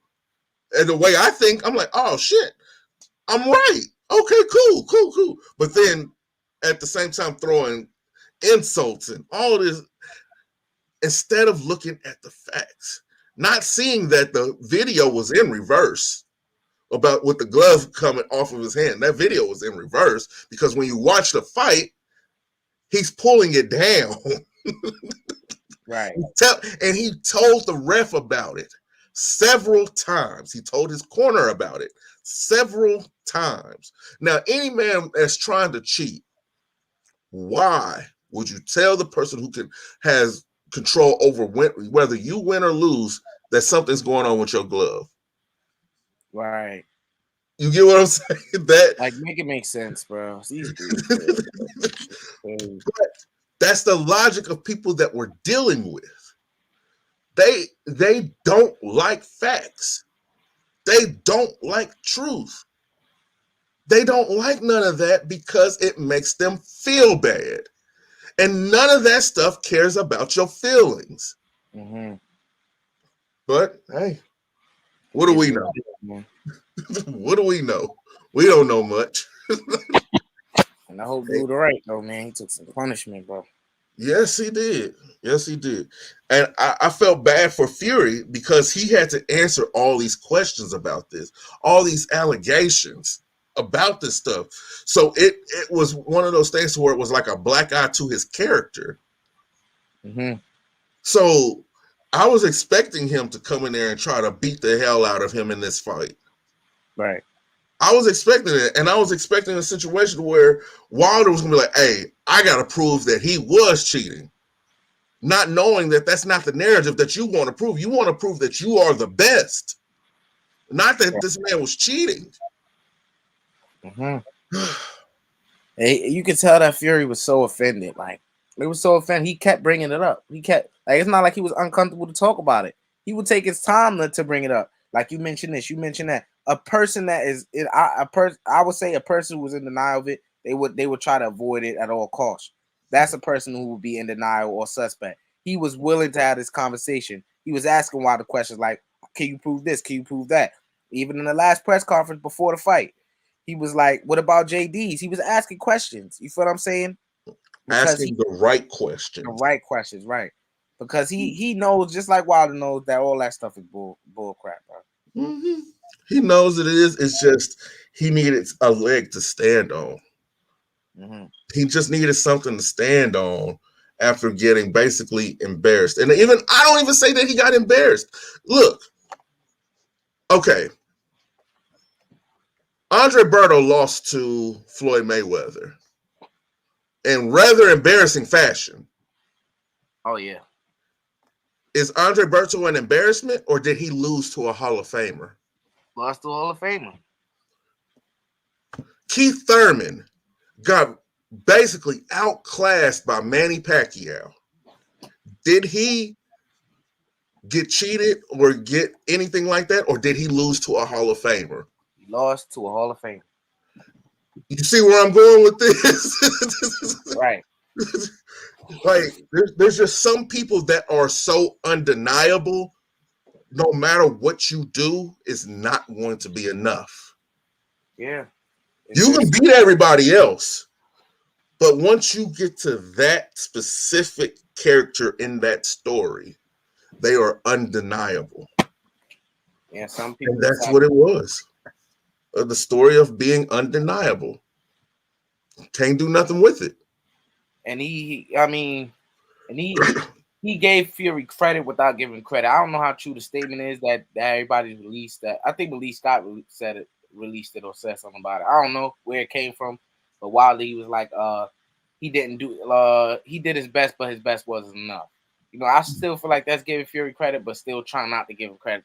It's just very petty, bro. Like, it's real childish, bro, to me. Yeah. Yeah. But I was schooled on something. Homeboy from the deep south. He schooled me on something when it comes to things that have to deal with mixing relations between the races, down between Georgia, Alabama, Arkansas, Louisiana, Mississippi, states like that. Yeah. You can't go home without people saying you let that white boy beat you like that. Ooh. You get what I'm saying? Yeah, that's tough. Like, I'm in Missouri. It's different. They'd be like, dang, homie, you just got beat. I'm pretty sure you could get him next time. But you got to remember, down there, they still hold certain things to heart that we don't. Right. You got that big white boy beat you. What are you doing talking crazy to me? You weren't talking crazy like that when that big white boy was beating on you. Oh, yeah, that's crazy. Yeah, that's crazy. You get what I'm saying? And I think that was in his head also. Right. So there cannot be a situation where, hey, that's the better man. No, you have to deal with this with your family. You have to deal with this from your statesmen, all this different type of your people in your hood and all this different type of stuff. It's more so of an embarrassment to them than it is to you. Absolutely. Yeah, I get. Yeah, that's. You see where I'm going with that? So it was like a damned if you do, damned if you don't situation for him. Right. So that's why I said that I respect Fury and Wilder and give Wilder credit where it's due. He did show up. Even though he was completely gone, he got knocked out at least 3 or 4 times in the fight. Yeah. But still had the fortitude to keep standing. Yeah. Give him credit for that. Give him credit for that. If I'm the LDBC, I would be talking about that. He couldn't put him down until he ran completely on fumes. Talk about that. That's something to be proud of. Right. But hell. Hey, what's good with what's his name? Julian Williams. What's up with him, man? What's happening, bro? I think it's I don't know. He gives me a headache. Crazy, bro. He gives me a headache. I don't know what's going on with him. I don't know if it's mental or he's just physically slowing down. I don't know which situation it is. He probably, I don't know. I think it's kind of late in the game for a change for him. You know, you can change trainers all you want, but if you in your head, ain't too much any trainer can do for that. Yeah, man, he's a good fighter too. It's unfortunate. It's so sad to see how much he's fallen within the past 2 to 3 years. Yeah, falling, got back up, falling, then falling again. He's yet to get back up, man. We only get so many times to get up off the canvas before life just says that's it. I think he could be a good trainer. I think he could be a really good trainer if he puts his mind to it. If he finds a good talent, I think he could train them. I think that's where he should go now, the training. I don't know, man. He fought Jason Rosario. Jason Rosario upset him. And then Jason Rosario, he can't take a body shot for nothing. What's going on with this man's body, bro? It's like you blow wind on his. He got the problem that Amir Khan got with his chin. You blow wind on Jason Rosario body, he gonna fall. It's crazy, bro. I don't know what's going. Somebody said maybe he be drinking and stuff. That maybe that has something to do with it. He got a bad digestive. I don't know. I just don't know. I mean, if you got a bad digestive system, probably shouldn't be boxing any damn way. I don't want to see a situation where you in there, you take a shot to the gut and you just see all kinds of brown stuff on the ring. I don't want to see that. Yeah, I don't see that. I don't want to see that. I think it's more so because his last fight was against Erison Lubin. Erison Lubin was targeting his body. You think it's more so because of you think he's still affected by what Jamel did to him, or it's just bigger than that? Okay. I think it's a mental thing because a fighter that's been knocked out, they tend to overcompensate for guarding their chin to their own detriment, to where they try to cover up their chin so much to where any shot that they see coming, they try to duck it between each shoulder and they end up getting caught with something flush on a feint. Right. I think it's one of those situations where since he got put down by the body, he hasn't fully recovered from that. He knows that that's his weakness. So he tries to guard it as much as possible to where he almost looks stiff and robotic. Yeah, he does. Yeah. And that's sad. You have to defeat makes a bitch out of all of us. Let's just put it like that. But it's how you respond to her. How do you respond to that bitch? Do you take her out to eat or do you kick her to the curb? Mm-hmm. Some people like to lay up with her. That's it. Yeah, he's a good fighter too, man. 154, man. You know how many undisputed champions we can have right now in boxing, man. It's like every match could be an undisputed title match, bro. We one match away basically in most of the divisions, a majority of them. Teofimo Lopez one fight away. Canelo, Caleb Plant. That fight is being made. What else? Help me out here. Usyk and Tyson Fury, one fight away. I mean, come on, bro. Look how many undisputed champions you got. Spence and Crawford. That too. Yep. It's crazy. One fight away from being undisputed. It's just will these fights happen? Yeah, bro. And I don't think so. Because people have gotten too infatuated with the O to where they're scared to take a loss. They don't want to let that O go. See, because this is the way I think about it. Okay. Contract says rematch clause. I lose to the person who has the majority of the belts, right? Mm-hmm. Okay, so now they're undisputed. I get a rematch with the undisputed champion. So if I win, I'm undisputed champion. Right. So you get the logic is so simple that it doesn't make sense to them. Hey, sometimes you have to put that O on the line in order to be great. Uh-huh. But these are Floyd's kids. Yeah. Floyd's kids don't want to put that O on the line for anybody that's worth it. I like that terminology too, Floyd's kids. Right. All of these are the kids who thought Floyd Mayweather was one of the greatest boxers ever. Right. But was Floyd ever majority belt holder? No. Was Floyd ever undisputed? No. Why? Wait. I think after he fought Pacquiao, he was one belt away, wasn't he? He had the WBA, the WBC. No, I think he was missing the WBA, something like that. He was one belt away though after he fought Pacquiao, but he didn't have the belt that Bud got. Was he going to fight Bud? Hell no. What year was that? That was 2015, right? When he fought Pacquiao? Right. Yeah. Hold on, let me go to it. I don't want to lie.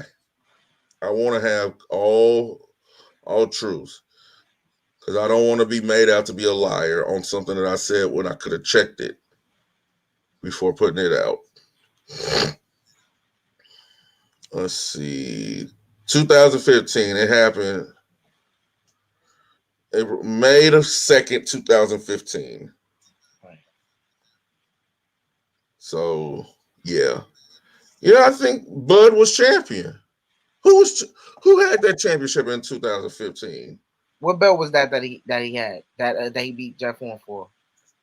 That he beat Jeff Horn. That's the WBA, right? No, that's not that's the WBO he has. That's the WBO. Okay. Oh yeah, you're right. That's WBO, yeah. You're right. But you're right. That belt? Oh wait, Pacquiao had that belt before Jeff Horn, right? Mm-hmm. Dang, yeah, you're right. Oh, but oh well. I mean, and what you think it is? People say Tank needs to get up from under Floyd, right? But I think, like, I know he has to look at it from the perspective of what's best for his career, and I don't think he's looking. I think he thinks Floyd has his best interest, but at the same time, when people say, "Oh, he needs to get up from under Floyd," it's hard to do something like that, especially when you looked up to this man for your entire life. This is your idol. You know what I'm saying? I look at it like that. That's easier said than done to just move on from Floyd. This man he got you your first world title fight. You're a world champ. He said he was gonna make you world champion at this age, and that came to fruition. You know what I'm saying? He made you a millionaire. You know what I'm saying? See, I think it's a thing about protection. You know, I don't like to speak about a man's personal life, especially with this media. You know, I don't want to be like TMZ and speak about a man's personal life, asking him about this, asking him about that. But what I will say is, without Floyd, I'm pretty sure this young man would be in jail. and Floyd offers some kind of covering for that because Floyd has the financial backing to get him out of some of these quote unquote alleged court issues that he has. Right. You know what I'm saying? I don't want to speak on it, but I'm pretty sure you know about some of the things that's been going on with him. Absolutely. Yep. Definitely. So I think it's more so of, I know he already has a daddy, but I'm not sure if he grew up with his father. No, he didn't. So it's more of a dysfunctional father-son relationship. Hey, I got you. Just do what I say. Just do what I say. And if something goes wrong, you can always come to me. You get what I'm saying? Yeah. So I want Tank to get with Mike Tyson, because that'd be perfect for him. Perfect body type and everything. Power, all that. I would love that. Mike Tyson, I don't know. I don't know. As a trainer, you saying? Mm-hmm. I don't know. I haven't seen. Maybe I don't know. I haven't seen Mike train anybody really. Nope. But could you imagine Tank using Mike's techniques? I don't think that really. I mean, he does. He is Mike Tyson-esque in certain aspects, but like I don't know. It's hard to explain. The reason why I say that is because Mike was always undersized when he went into the ring with anybody. Right. And Tank, when he's, I can say this, when he's not in fighting shape, he's a little pudgy. He really is. He's a big boy. Yeah. So what Mike would do is capitalize on that. Use your size to your advantage. Build your power along with your speed and head movement. Because that's one thing that I say that Gervonta lacks a little bit, and that's head movement. So get that peekaboo and everything else that you need from Tyson and use it. You will see Tank putting down a lot more people than what he's doing. And he would have that confidence to go into fights against other people than people who are strategically picked for him. Let's be real. His fights are strategically picked for him. Right. But I think even though Mike Tyson, right, I think his style was very, very very ferocious, right? Mm-hmm. And somewhat predictable. You knew what he was going to do. He was going to come to you. He's going to jab. He was going to jab to you. He's going to come straight to you. Straight. He had footwork, phenomenal footwork. But you knew inevitably what he was going to do. He was going to come straight to you, right? But could you stop it? Go ahead. Could you stop it? Couldn't nobody stop it until Mike really wasn't Mike anymore. Because let's be honest, if Mike never went to jail, would Holyfield have ever fought him? Nope. Do you think Lennox Lewis would have fought him? Nope. They waited till this man was dang near crazy to fight him. Right. So, I mean, I don't know. But it's a debate that's worth having. It's a conversation worth having. It's just we'll never get to see it. Yeah. That's sad, though. Oh, that's sad. Oh, I think it's disrespectful that a lot of these younger fighters don't want to take advice from some of the older fighters who have been there, done that, like the George Foremans, the Tysons, the Evander Holyfields, the Lennox Lewises, even the Felix Trinidad's, Tito Trinidad. You know what I'm saying? I think it's disrespectful that none of these younger fighters want to actually take any advice from them. Yeah, I'll be taking that advice. I don't know which one of them dudes doing that. Because if it was me, I'm going to all of them. Hey, Mike, how do you get in position to throw that hook to the body? Oh, really? That's how you do that? Hey, Mike, how are you able to slip your head to the side so fast and pop your hips underneath your shoulders? Oh, for real? Lennox, how are you able to maintain distance the way that you do? Oh my God. Why ain't nobody doing this? They probably are. You never know. I mean, a lot of fighters. It's good to pick. It's good to pick legends' brains. You know what I'm saying? mm-hmm. They seen it all. They career over, said and done, set in stone. So. That's why I thought it was so disrespectful that Wilder didn't follow up with George Foreman. Oh yeah, yo, that's crazy. You get what I'm saying?